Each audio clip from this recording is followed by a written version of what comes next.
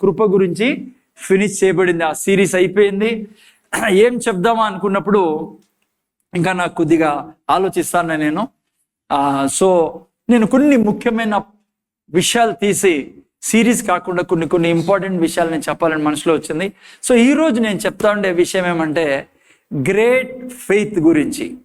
So ఇంతకుముందు ఏం విన్నాం మనము? గ్రేట్ గ్రేస్ గురించి విన్నాం. హమ్మింగ్ వస్తుంది మా. ఓకే, గ్రేట్ గ్రేస్ గురించి విన్నాం. సో మనం చూసుకున్నాము గొప్ప కృప, గ్రేట్ గ్రేస్ ఉంటే ఏమేం జరుగుతుందో జీవితంలో. హమ్మింగ్ ఉంది. ఎవరు మైక్స్ అని ఆఫ్ చేసుకోండి అయినా. ఓకే, ఒక మైక్ ఆన్ చేసుకో. సో ఎవరి మీద ఉంది గొప్ప కృప? ఇది కొద్దిగా ఆ సైడ్ తిప్పు, నేను కొద్దిగా ఆ సైడ్ చెప్పాడు, ఇదే లాగుతుందేమో. అపోస్తుల మీద, ఆది సంఘం మీద చెక్ చేసుకోండి. ఆది సంఘం మీద గొప్ప కృప ఉండింది పిల్లరా. అందుకే మీరు చూస్తే అపోస్తుల మీద గొప్ప కృప ఉండింది. అందుకే చేపలు పట్టే వాళ్ళు కూడా మనుషులు పట్టే జాలరుగా అయ్యారు పిల్లరా. నీడపడి రోగులు స్వస్థత పొందుకున్నారు. చచ్చిపోయిన శవాల్ని లేపారు. గొప్ప గొప్ప అద్భుతాలు చేశారు. అసలు వాళ్ళు ఎప్పుడు బైబిల్ చదివిన వాళ్ళు కాదు. పాత నిబంధనలు కొంతవరకు తెలుసు వాళ్ళకి. అయితే మీరు చూస్తే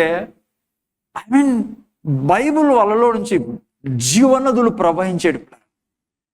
మాంత్రికులు, తాంత్రికులు, దేవుని నమ్ముకున్నవారు అన్ని చెడ్డ అలవాట్లను విడిచిపెట్టేసేసి దేవుని ఎంట పేరు. వాళ్ళ మీద దేవుని గొప్ప కృప ఉందని బైబిల్ చెప్తుంది. అందుకే సంఘాల్లో నలుదిక్కు నుంచి జనాలు వచ్చేసేవారు, ఆస్తులు ఇచ్చేసేవాళ్ళు దేవునికి. కారణము గొప్ప కృప వారి మీద ఉండడం వల్ల. ఈరోజు నేను మీకు చెప్పాల్సింది గొప్ప విశ్వాసం, గ్రేట్ ఫెయిత్. సో ఇదే విధంగా గొప్ప కృప మీ నా జీవితంలో పని చేయాలంటే తెచ్చుకొని మనం జీవించాలి అనంతపురానికి వెలుగ్గా. అవును పిల్లలు, నా మాట వినండి. చాలాసార్లు మనకు అనిపిస్తుంది ఇది చేయలేకపోతానా, అది చేయలేకపోతానామని. మీలో నాలో గొప్ప కృపని మనం కలిగి ఉంటే, చిన్న ఉదాహరణ చెప్తాను చూడండి కృప గురించి. హమ్మింగ్ ఉంది మా ఇప్పటికి. అయితే జాగ్రత్తగా వినండి, ఒక మాట చెప్తా. కృప ఏం చేస్తుందో, విశ్వాసం, గొప్ప విశ్వాసం ఏం చేస్తుంది. పౌలు ఎంత చెడ్డోడు ముందు.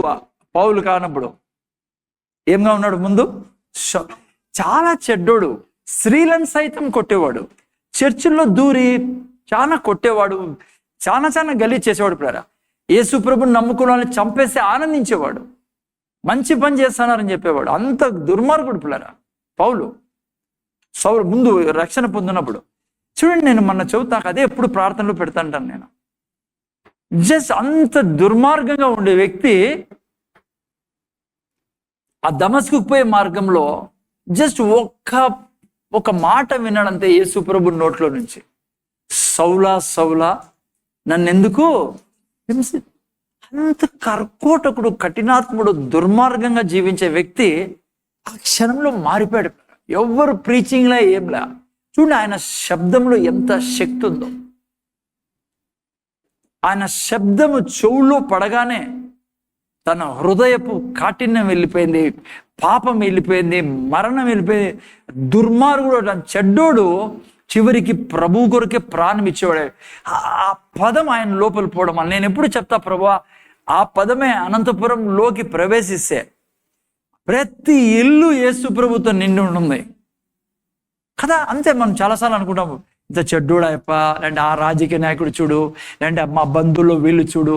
నేను చెప్తున్నా బిడ్డ, ఒక్క పదం చాలు యేసు ప్రభు నోట్లో నుంచి ఆ జీవితంలోకి పోతే ఎట్లా వాడైనా సరే, మర్డర్స్ కూడా, ఏ దుర్మార్గుడైనా మారిపోతాడు. ఎందుకు మీకు చెప్తున్నానంటే ఆ గొప్ప కృప మీ నా జీవితం మీద ఉన్నప్పుడు మీరు ఎవరితో మాట్లాడినా అదే జరిగేది. నీ ఇంట్లో ఎప్పుడు ఏ పీడ ఉండదు, ఏ సమస్య ఉండదు. అందుకే గొప్ప కృపలో నేను ఎప్పుడు జీవించాలా దేవుడు సిద్ధంగా ఉన్నాడు. ఆ గొప్ప కృప చూడు, పౌలు ఎక్కడ పోయినా మనుషులు మారిపోయారు. ఆ తర్వాత ఆయన సేవ చేస్తాడు. ఈరోజు కూడా అంతే పిల్లరా. నాకు చాలా మంది దైవజనులు, నేను ఎవరైతే ఫాలో చేస్తానో వాళ్ళు మాట్లాడితే చాలు జీవితం వచ్చేస్తుంది పిల్లరా. నేను ఇంట ఎన్నోసార్లు ఆనందంతో నిండిపోతా. కొన్నిసార్లు కన్నీళ్ళు వచ్చేస్తాను. నాకు నేను చెప్తా, ప్రభు ఎంత కృప ఉంది వీళ్ళ మీద, నాకు ఆ కృప కావాలని. సో నేను దేవుళ్ళ ఈ భూమి మీద జీవించచ్చు. నేను దేవుళ్ళ ఆశీర్వాదంగా ఈ లోకంలో వినపడుతుందా బ్రదర్? లాస్ట్కి వినపడుతుంది? Okay, yeah. సో ఈరోజు సబ్జెక్ట్ ఏంటంటే గొప్ప విశ్వాసం. Great faith. ఓకే, ఈ గ్రేట్ ఫెయిత్లో మనం ప్రవేశించేదానికి మీకు నాకు 5 కీస్ నేను చెప్తాను ఈరోజు. 5 విషయాలు. ఈ 5 విషయాలు నేను చేసినట్లయితే తప్పకుండా మనం కూడా ఆ యొక్క గ్రేట్ ఫెయిత్లో, ఆ యొక్క గొప్ప విశ్వాసంలోకి నేను ప్రవేశించవచ్చు. అందుకే ఈరోజు విశ్వాసం గురించి, గొప్ప విశ్వాసం గురించి నేర్చుకుంటా ఉన్నాం. మీకు తెలుసు కదా, విశ్వాసము దేవుణ్ణి సంతోషపరుస్తుంది కదా. బైబిల్ చెప్తుంది, విశ్వాసం లేకుండా దేవునికి ఇష్టడే ఉండుట అసాధ్యం. ఎందుకు సార్ అట్లా? ఎందుకు తెలుసా మీకు? ఈడ రాయబడిన మాటలు బదులు ఏంటంటే, ఎందుకు దేవునికి విశ్వాసం అంటే ఇష్టము? విశ్వాసం ద్వారానే దేవుడు సంతోషిస్తాడు. విశ్వాసం లేకుండా దేవునికి ఇష్టడై ఉంటే అసలు ఇష్టంగా ఉండలేము ఆయనకి. మనం విశ్వాసం ఉంటేనే మనం ఇష్టం ఉండే. ఎందుకంటే దీంట్లో రాసిన మాటలు నమ్మబుద్ధి కావుపులరా, కానీ నువ్వు నమ్మినప్పుడు ఆయనకి ఇష్టం, ఆయన సంతోషపడతాడు. ఎందుకంటే జనరల్లీ ఎవరు నమ్మలేరు ఈ మాటలు. ఎర్ర సముద్రం మీద నిలబడుకున్నారు. దేవుడు అన్నాడు మోషేతో, కర్ర చాపు, సముద్రము 2 భాగాలు అవుతుంది. అసాధ్యం అది. కానీ మోషే ఏం చేశాడు? నమ్మాడు. అందుకే దేవునికి అది సంతోషం. అంటే ఎందుకు దేవునికి సంతోషం వేస్తుంది నమ్మే వాళ్ళని చూస్తే, ఇవి నమ్మబుద్ధి కాదు. ఎందుకంటే దేవుడు రాసినటివి ఇవి, దేవుని మాటలు. ఈ చిన్న మైండ్ ఉందిమా, ఈ చిన్న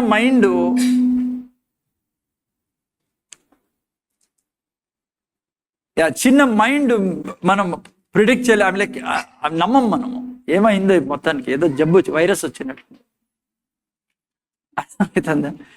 ఓకే, సో అందుకే నువ్వు అన్నావు అనుకో, దీంట్లో ఏం రాశారో అది నేను నమ్ముతా.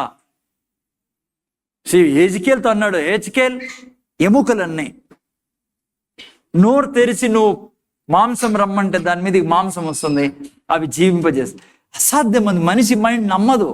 కానీ హెజ్కేల్ నమ్మాడు. అందుకే అట్లా వాళ్ళని చూస్తే దేవునికి చాలా సంతోషం. ఓకే, సరే. విశ్వాసము దేవుణ్ణి సంతోషపరుస్తుంది.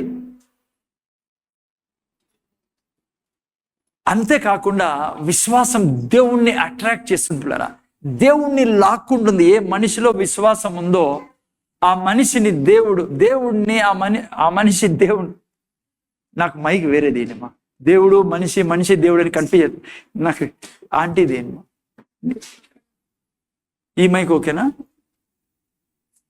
ఏం మొత్తానికి ఏదో దీనికి డాక్టర్ చూపించాను మళ్ళా.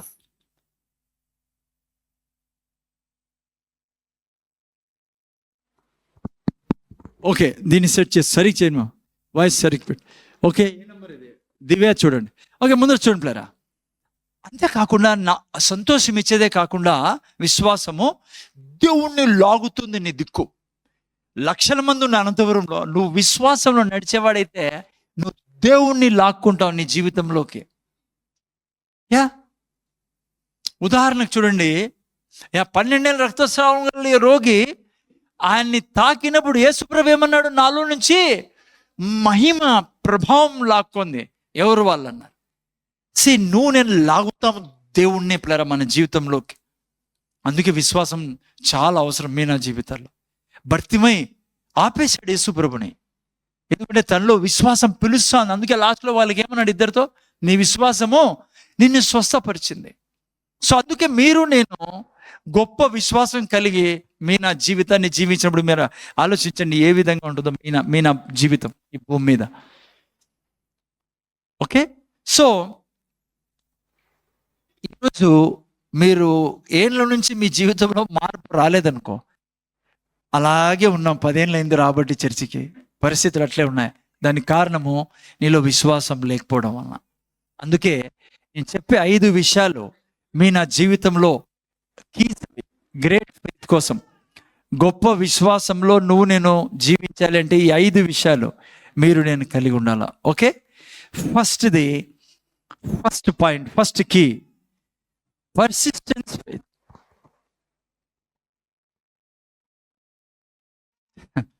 ఫస్ట్ది ఆంటీదే నాకు రెడీ చేసి పెట్టు.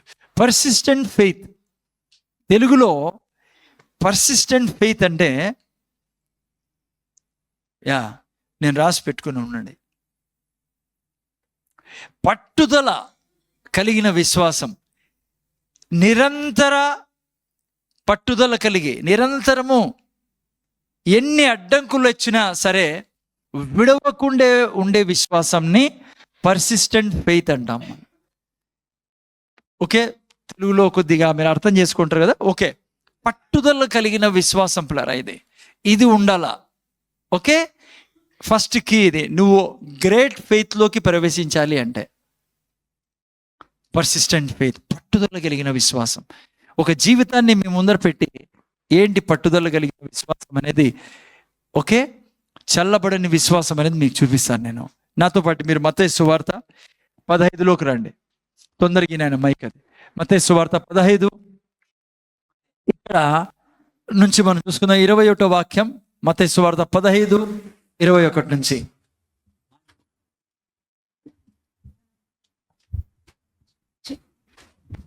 ఇది ఆఫ్ చేసి, గుడ్, థ్యాంక్ యూ ఫాదర్. ఇక్కడ ఒక స్త్రీ గురించి మనము బాగా ఎరిగిన వ్యక్తులే మనం చాలాసార్లు ఈమె జీవితం చూసినా, ఈరోజు ఈమెలో నుంచి ఆ యొక్క పట్టుదల కలిగిన విశ్వాసాన్ని మీకు చూపిస్తాను నేను. ఓకే, జాగ్రత్తగా మీరు విన్నట్లయితే, యేసు అక్కడి నుండి బయలుదేరి తూరు సీదోనుల ప్రాంతమునకు వెళ్ళగా, నెక్స్ట్, ఇదిగో ఆ ప్రాంతము నుండి కనాను స్త్రీ ఒకతే వచ్చి, ప్రభువా, ముందు చూడలేనా, దావీదు కుమారుడా, నన్ను కరుణింపుము, నా కుమార్తె దయ్యం పట్టి బహు బాధపడుచున్నదని కేకలు వేసెను. కనాను స్త్రీ వచ్చి యేసు ప్రభు దగ్గర బాధపడతా, ఏమైందా ఈమె కుమార్తెకు దయ్యం పట్టింది. మీరు ఎప్పుడైనా చూసారో లేదో కానీ నేను చాలామంది తల్లిదండ్రులను చూశాను, పాపం పిల్లలు దయ్యంతో బాధపడుతున్నప్పుడు, ఐ సీన్, చాలా వేదన పిల్లరా. జ్వరము, రోగం ఏదన్నా వస్తే అది వేరే విషయం, కానీ ఈవిల్ స్పిరిట్స్ పిల్లల్ని పట్టుకున్నప్పుడు చాలా భయంకర స్థితి ఉంటుంది పిల్లరా. తల్లిదండ్రులు చూడలేరు. నేను అట్లా కుటుంబాలను చూశాను పిల్లరా, భయంకరమైన వేదన. అందుకే ఆమె ఏం తెలియక ఏం చేయాలో అర్థం కానీ, ఎందుకు డాక్టర్లు చేయలేరు. ఎవరి చేత కాదు పిల్లరా దురాత్మను తీసేదానికి, మాంత్రికుల చేత ఉరువే కాదు, తంత్రాలకి మంత్రాలకి పోయినారా, ఒక దయ్యం ఉంటే మీకు ఆ తంత్రాల దగ్గర పోతే ఇంకా 70-80 దయ్యాలు లోపల దూరుతాయి. నేను ఊరికే సంఖ్య చెప్తా, ఐ డోంట్ నో, మీకు వేల సంఖ్యలో దయ్యాలు నేను లోపల పంపించేస్తారు వాళ్ళు. జాగ్రత్త, సంఘానికి చెప్తున్నా, చచ్చిపోయినా పర్లేదు అట్లే, కానీ మనం చనిపోము. ఓకే, వాక్యం మీరు పట్టుకుంటే ఎన్నడే కానీ నిమ్మకాయలు దిగదీయడము, ఉప్పు దిగదీయడము, దిష్టి తీయడము, ఇది అంతరం వేసుకోవడము, ఎవరితోనో పోవడము, ఆటికి పోవడము, కష్టం వచ్చిందని. జాగ్రత్త వినండి, వాళ్ళ చేతుల్లో దురాత్మలు ఉంటాయి. వాళ్ళు దురాత్మలకి దాసులు. వాళ్ళు మీ జీవితాల్లోకి దురాత్మలు పంపిస్తారు. ఈవెన్ నీకు ఇది కూడా చెప్తాను నేను, ఏదైనా సమస్య ఉందే అది వెళ్ళిపోతుంది. నేనే చెప్తాను మీకు. సపోజ్ ఏదైనా ఉందనుకో, ఆ సమస్య పోతుంది, ఆ దయ్యాన్ని బయటికి తీసుకుంటారు వాళ్ళు. ఇంకా బాధ పెట్టద్దు ఈమెనే. దాని జగాలో అనేక వందల దయ్యాలు పంపిస్తారు. కొద్ది రోజుల తర్వాత నీ జీవితం నాశనం చేస్తాయి. అందుకే దయ్యాలతో ఎప్పుడు పెట్టుకోవద్దు. దయ్యాల కాళ్ళ కింద ఉండాలి, లోపల కాదు. క్రైస్తవులు చాలా మంది చూశాను, కొద్ది కష్టం వచ్చి సమస్య వచ్చింది, డబ్బులు ఇబ్బంది వచ్చింది, ఎవడో ఈ ఆఫీస్లో పనిచేసేవాడు ఏదో చెప్తాడు, వాటికి పోయింది నాకు బాగేండా, వాటికి పోయింది ఇదేండా, ఆడ అంతరం ఇప్పించుకోండి, ఆడ no, you will be destroyed. ఎందుకంటే మనిషి ఎవరిని ఆహ్వానిస్తాడో వారి జీవితంలో పరిపాలన చేస్తారు. ఆదామును కూడా దేవుడు ఏం చేయలేకపోయాడు, ఎందుకంటే ఆదాము సైతాన్ని ఆహ్వానించాడు. మీరు ఎక్కడ పోయి దిష్టి తీసినా దయ్యాలకు తెలిసిపోతాయి, ఈ వ్యక్తికి రక్తం గురించి తెలియదు, ఈ వ్యక్తికి నేను ఏమన్నా చేసుకోవచ్చు. నువ్వు ఎక్కడైనా మంత్రికుని దగ్గర పోయినావు అనుకో, దయ్యాలకు తెలిసిపోతాయి ఈ వ్యక్తి చర్చికి పోతాడు కానీ ఈ వ్యక్తి లోపలంతా డొల్లే. నేను పోయి ఈ ఇంటిని గల్లి చేసేసాను. పొరపాటున కూడా పోద్దండి ఆ సగాలకి ఎప్పుడు కూడా. నేను చెప్తే కదా, చనిపోయినా పర్లేదు స్వర్గానికి వెళ్తాం, కానీ ఈడుండి దయ్యాలకి జగ ఇద్దండి, స్థలం ఇద్దండి. స్కూటర్ల ముందర ఈ దండ వేసేది, స్కూటర్ల ముందర నిమ్మకాయ వేసేది నేను చూశాను. నేను కారు కింద నిమ్మకాయ పెట్టేది. దేవుళ్ళు లేని వాళ్ళు పాపం, వాళ్ళ గురించి మనకు అనవసరం. నేను ఇక్కడ ఉండే వాళ్ళ గురించి రెస్పాన్సిబుల్గా చెప్తున్నా. ఓకే, ఎనియో విషయంలోకి వెళ్దాం. సో ఇటువంటి భయంకర స్థితిలో మరి ఎక్కడెక్కడ తిరిగిందో కానీ లాస్ట్కి ఆమె వినింది చాలా కార్యాలు యేసుప్రభు చేస్తారని. ఓకే సరే, యేసుప్రభు దగ్గరికి వచ్చింది. ఇప్పుడు చూడండి నెక్స్ట్ ఏం జరగబోతుందో. అందుకైనా 23 పెట్టినైనా జాగ్రత్తగా ముందర చూడండి. అందుకైనా ఆమెతో ఒక మాట అయినను చెప్పలేదు. అప్పుడు ఆయన శిష్యులు వచ్చి ఈమె మన వెంబడి వచ్చి కేకలు వేయుచున్నది కనుక ఈమెను పంపివేయమని అన్ని వేడుకొనగా. జాగ్రత్తగా నండి, ఏం చేసుకుంటున్నాం ఇప్పుడు? సబ్జెక్ట్ ఏంటి చెప్పండి? ఫస్ట్ పాయింట్ అన్న, సబ్జెక్ట్ ఏంటన్నా? పర్సిస్టెంట్ ఫెయిత్, పట్టు వదలని విశ్వాసం. ఓకేనా? సరే, ఈమెకి యేసుప్రభు ఎంతో ఆస్తి వచ్చింది, ఏం మాట్లాడడంలా. ఎట్లుంటుంది పరిస్థితి? ఈమె ఆయన దగ్గరికి వచ్చాయా ఏమనింది? నా కూతురు దయ్యంతో బాధపడుతుంది. ఇంతకుముందు వాక్యం పెట్టానా ఒకసారి 22. ఇదిగో ఓకే, ఇంకా రాలేదు. ఓకే, నెక్స్ట్ వాక్యం ముందు 23. యేసుప్రభు ఏం మాట్లాడడం లేదు పిల్లరా. పర్సిస్టెంట్ ఫెయిత్ కూడా నేర్చుకుంటున్నాం. ఎలా ఉంటుంది ఈమె పరిస్థితి? ఎందుకంటే ఎంతో ఎన్నొచ్చింది, ఎంతోమంది దయ్యాల్ని తీసాడినా. దయ్యం పట్టిన గెరాసీనుల దేశంలో ఊరంతా బాధపడతా అంటే అక్కడికి పోయి బాగు చేశాడు. ఇంకా ఏమేమి వినిందో ఈమె యేసుప్రభు గురించి. ఏమీ మాట్లాడుకోకుండా ఉన్నాడు. ఫస్ట్ స్టెప్, కోప్పల్లా ఇంత దూరం నుంచి ఎక్కడి నుంచి వచ్చింది? కానాన్ నుంచి వచ్చింది పిల్లరా. ఇంత ప్రయాసపడి వచ్చాను, కూతురు దయ్యం పట్టిందన్నా, ఈయనకి దయ లేదే. చాలాసార్లు మనం తట్టుకోలేము. అందుకే పట్టుదల గల ప్రార్థన విశ్వాసం అంటానా. వస్తానిట్లా అయిపోలా, వస్తానిట్లా పనులు జరిగిపోలా. కానీ ఏమి అటువంటిది కాదు. ఓకే, ఫస్ట్ బాంబ్ ఇదే. ఏం bomb? First atom bomb type. ఏం మాట్లాడుకోలే. నెక్స్ట్ ఏమేం చేసింది? నాకేం జవాబు ఇవ్వడంలే ఆయన.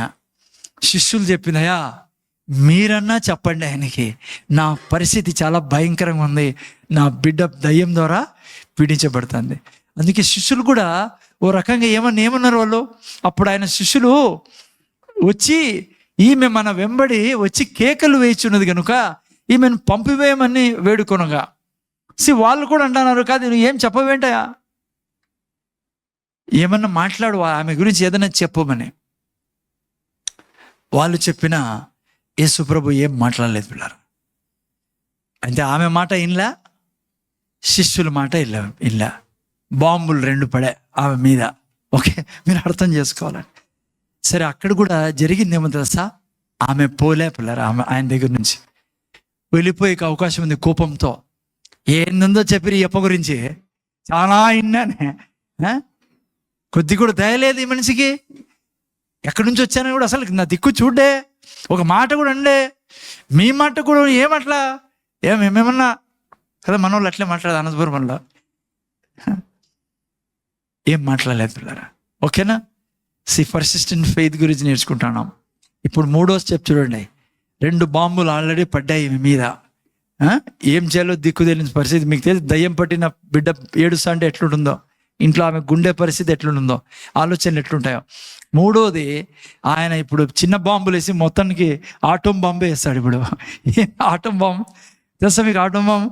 ఆయన ఏమన్నాడు? ఇజ్రాయేల్ ఇంటి వారై నశించిన గొర్రెల యొద్దకే కానీ మరి ఎవరి యొద్దకు నేను పంపబడలేదు. ఓ రకంగా ఏం చెప్తానంటే, నేను చేయను, చెప్పలేదు, మీకు అర్థం చేసుకొని చెప్తాను అంటే చెప్పడు ఆయన. ఎవరికి చెప్పలేదు. కానీ మీకు తెలుసాలా మీ జీవితంలో ఏమేమి జరుగుతున్నాడు, మీరు ఎట్లా ప్రవర్తించాలా. అందుకే మీకు చెప్తున్నా ఇది. కనీసం ఏం చెప్పకుండా స్ట్రైట్గా అయ్యో అయ్యో ఏమనలా. ఏమన్నాడు తెలుసా? నేను ఇజ్రాయేల్ ఇంటి వారైనా నశించి గొర్రెలేదుకు వచ్చినది, మరి ఎవరి వద్దకు రాలా అంటే నేను నీకు బాగు చేసేదానికి కాదు వచ్చినది అన్నట్లు లెక్క. ఇక్కడ కొద్దిగా మేము నిలబడి విందాం, జాగ్రత్తగా ముందర చూడండి. మీరు ఎప్పుడన్నా వీడియోస్ చూసారో లేదో, ఈ వీడియోని పెట్టి ఇండియన్స్ క్రిస్టియన్స్కి కొద్దిగా కొంతమంది ఏమంటారు దాన్ని ఏమంటారు వాళ్ళని క్రిటిసైజ్ చేస్తా అంటారు చూసారా, మతోన్మాదులో ఏదో మనకు తెలియదు కానీ ఏదో అంటారు మొత్తాన్ని. వీళ్ళు ఏం చేస్తారంటే ఈ వాక్యాన్ని తీసి యేసు ప్రభు వచ్చినది ఎవరి కోసము? ఇజ్రాయిల్ ప్రజల కోసము. మీరెందుకు ఆయన్ని పూజిస్తున్నారు దేవుడుగా? ఆయనే చెప్పాను కదా. నేను అడుగుతా, మీరేం చెప్తారు ఎవరన్నా అట్లా మాట అంటే? యేసు ప్రభు చెప్తాడు ఇజ్రాయెల్ ఏమన్నారు, నశించి గొర్రెల యొద్దకే ఇజ్రాయెల్ జనం దగ్గరికి వచ్చారన్నారు స్ట్రైట్గా. ముందర చూడండి. యేసు ప్రభు వచ్చినది ఇజ్రాయెల్ ప్రజల దగ్గరికే, కానీ ఆయన మరణాంతరము ఆయన సర్వలోకానికి రక్షకుడుగా చేయబడ్డాడు దేవుని ద్వారా. ముందర చూడండి, కన్ఫ్యూజ్ కాదు, ముందర చూడండి. ఎందుకు ఆ మాట అన్నాడు యేసు ప్రభు అంటే, ఇది దేవుని ప్రణాళిక పిల్లరా. రక్షకుడిని ఎవరి ద్వారా తేవాలా? అబ్రహాము సంతానం ద్వారా తేవాలని. ఎందుకట్లా? ముందర చూడండి. ఆదాము తర్వాత దేవుడు ఎవరిని ఎన్నుకున్నాడు? అబ్రహాంని ఎన్నుకున్నాడు పిల్లరా. అబ్రహాంని ఎన్నుకుని ఆదాంతో ఏమన్నాడో ఎగ్జాక్ట్లీ అవే మాటలు అబ్రహాంతో అన్నాడు దేవుడు. ఏమన్నాడు? అబ్రహామా, నువ్వు నన్ను నమ్మితే నేను నిన్ను ఆశీర్వాదంగా చేస్తా, నీ నామాన్ని గొప్ప చేస్తా, నిన్ను గొప్ప జనంగా చేసి జనములకు నిన్ను ఆశీర్వాదంగా చేస్తా. సో దేవుడు ఈ పాపాన్ని తొలగించేదానికి అబ్రహాముని ఎన్నుకున్నాడు. అబ్రహాము సంతానం నుంచి రక్షకుడిని తేవాలా అని. అర్థమవుతుందా? అందుకే మీరు చూసినట్లయితే పాత నిబంధన గ్రంథంలో ఇజ్రాయేల్ ప్రజలకే దేవుడు ఏం బయలుపరిచినాడు? రక్షకుడు వస్తాడు, మెస్సియా వస్తాడు. అందుకే ప్రవక్తలు కానీ మోషే కానీ వీళ్ళందరూ ఎవరి గురించి మాట్లాడేవారు? యేసు ప్రభు గురించి మాట్లాడేవారు. అందుకే కన్యక గర్భవతి కుమారుని కనును ఆ యొక్క ప్రవచనాలు విని అక్కడ ప్రజలు, యూదుల స్త్రీలు ప్రార్థన చేసేవాళ్ళు, మెస్సియా నా గర్భంలో నుంచి పుట్టాలి అని. సో ఇవన్నీ దేవుడు ఎవరికి ఇచ్చాడు? ఇజ్రాయెల్ ప్రజలకి ఇచ్చాడు. ఎందుకంటే వాళ్ళకి తెలియజేయడానికి మీలో నుంచే లోక రక్షకుడు లోకంలోకి నేను తేబోతున్నా. అందుకే బాప్తిస్మ ఇచ్చి యోహాను ఏమన్నాడు? ఆయన సర్వ పాపాల యొక్క ఏమిరా తెలుగులో, లోక పాపాలు మోసుకొని పోయే గొర్రెపిల్ల, దేవుని గొర్రెపిల్ల. 1 యోహాను 2:2 ఏం రాశాడు? ఆయన మనకు మాత్రమే కాకుండా సర్వలోకము యొక్క పాపాలకు ప్రాయశ్చిత్తమై ఉన్నాడు కదా. ఆయనే మన పాపములకు శాంతికరమై ఉన్నాడు. మన పాపములకు మాత్రమే కాదు, సర్వలోకమునకు అందరి పాప పరిహారం కోసం యేసుప్రభు వచ్చిండేది. జాగ్రత్త, ఇప్పుడు చూడండి. సో ఈ విధంగా దేవుడు వారిలో నుంచి రక్షకుడు తేలని వాళ్ళకు బయలుపరిచి యేసుప్రభు వాళ్ళలో పుట్టడము, అక్కడ చంపివేయబడిన తర్వాత 3వ దినం తిరిగి లేచిన తర్వాత సర్వలోకానికి ఆ యొక్క సువార్త, రక్షణ సువార్త ప్రకటింపబడింది. ఎందుకు ఆ మాట యేసుప్రభు అంటే, ఇజ్రాయెల్లో ఎందుకు యేసుప్రభు పుట్టాల్సి వచ్చిందో వాళ్ళకి బయలుపరిచారు కాబట్టి వాళ్ళకే తెలుసు మెస్సియా ఏం చేస్తాడు, రక్షకుడు వచ్చి మెస్సియా చనిపోయిన తర్వాత ఏం జరుగుతుందని. ఇప్పుడు భారతదేశంలో పుట్టింటే ఏమయ్యేది? యేసుప్రభు భారతదేశంలో పుట్టి వచ్చి బయటికి నిలబడి నేను మెస్సియాని, నేను లోక పాపం మోసపోయాను, ఎవరు నువ్వు యాడు పుట్టింటివి? అందుకే వాళ్ళు అలా అక్కడ ఇజ్రాయెల్ ప్రజలు, అందుకే ఆయన అంగీకరించారు. అందుకే యూదులే శిష్యులుగా మారారు. అందుకే ఆయన ఎక్కడ పోయినా మెస్సియా, సమరయ స్త్రీ ఏమనింది? మేము వెయిట్ చేస్తాను మెస్సియా కోసం అన్నాడు. యేసుప్రభు అన్నాడు నేనే ఆ వ్యక్తి అని అన్నప్పుడు ఆమె అంగీకరించింది. సో అది కారణాన అక్కడ చెప్పడం జరిగింది. ఓకే, అందుకే మొదట ఎవరి కోసం వచ్చాడు ఆయన? ఇజ్రాయెల్లో నశించిపోతున్న గొర్రెల దగ్గరికి. వాళ్ళకి చెప్తున్నారే రక్షకుడు నేను. సో ఆ తర్వాత ఏం జరిగింది? ఆయన యొక్క సేవ అయిన తర్వాత 3.5 సంవత్సరాలు ఎప్పుడైతే చనిపోయాడో లోక పాపములు మోసుకొని పోయే గొర్రె పిల్లగా ఆయన. సో అది దానికి ఆన్సర్. సో అందుకే కన్ఫ్యూజ్ కావాల్సిన పనిలే. తెలియనో లేదన్నా చెప్తారు. బైబిల్లో ఎప్పుడన్నా బైబిల్కి విరోధంగా ఏదైనా కామెంట్స్ పెడితే వినొద్దండి అసలుకి. మీరు ఎందుకు చెప్తున్నంటే బైబిల్ అట్లా అర్థం కాదమ్మా. ముఖ్యంగా దీంట్లో తప్పులు పట్టుకోవాలని ఎవరైనా బైబిల్ చదివితే మాత్రం వాళ్ళకి ఉరువే అర్థం కాదు, అస్సలు అర్థం కాదు వాళ్ళకి. ఎందుకంటే ఇది దేవుని రాత, దేవుడు రాసినది, దేవుడు రాయించినది.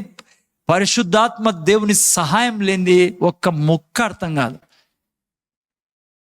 ముఖ్యంగా గర్వంగా దీంట్లో తప్పులు పట్టుకోవాలని చేసే వాళ్ళకైతే ఉరువే అర్థం కాదు. అమ్మా అర్థమవుతుందా? హలో. సో అందుకే సరే ఈమె ఆ మాట అన్నప్పుడు మూడో బాంబు ఇదే, ఆటం బాంబు మాదిరే. ఓ రకంగా నేను నీకు స్వస్థపరిచానని. అయినా పట్టుదల గల విశ్వాసం ఏం చేస్తుంది? ఈమె పోలేపులరా ఆ మాట అన్నా వెళ్ళలేదు, యేసుప్రభుని విడిచిపెట్టి అసహించుకోలే. ఏమి ఇట్లా అంటాడు ఈయనని. మా ఇంటానరా ఏమి ఈ మాట అన్నాడు, నాకు ఇట్లా అన్నాడే అని దూరం పోలే. చాలామంది క్రైస్తవులు ఉండే సమస్య ఇదే. చిన్న ఏదైనా మాట అంటే వెళ్ళిపోతూ ఉంటారు, పిల్లరా అలుగుతూ ఉంటారు. నాకు పాస్టర్గా నాకు బాగా తెలుసు కదా, వాడు తప్పు చేసినా ఏమనకూడదు. అట్ల వల్ల ఈ ఫెయిత్ ఎప్పుడు ఉండదు, ఈ స్థిరమైన విశ్వాసం ఉండదు వాళ్ళలో. వాళ్ళకి ఎవరేమనకూడదు, అది గర్వం.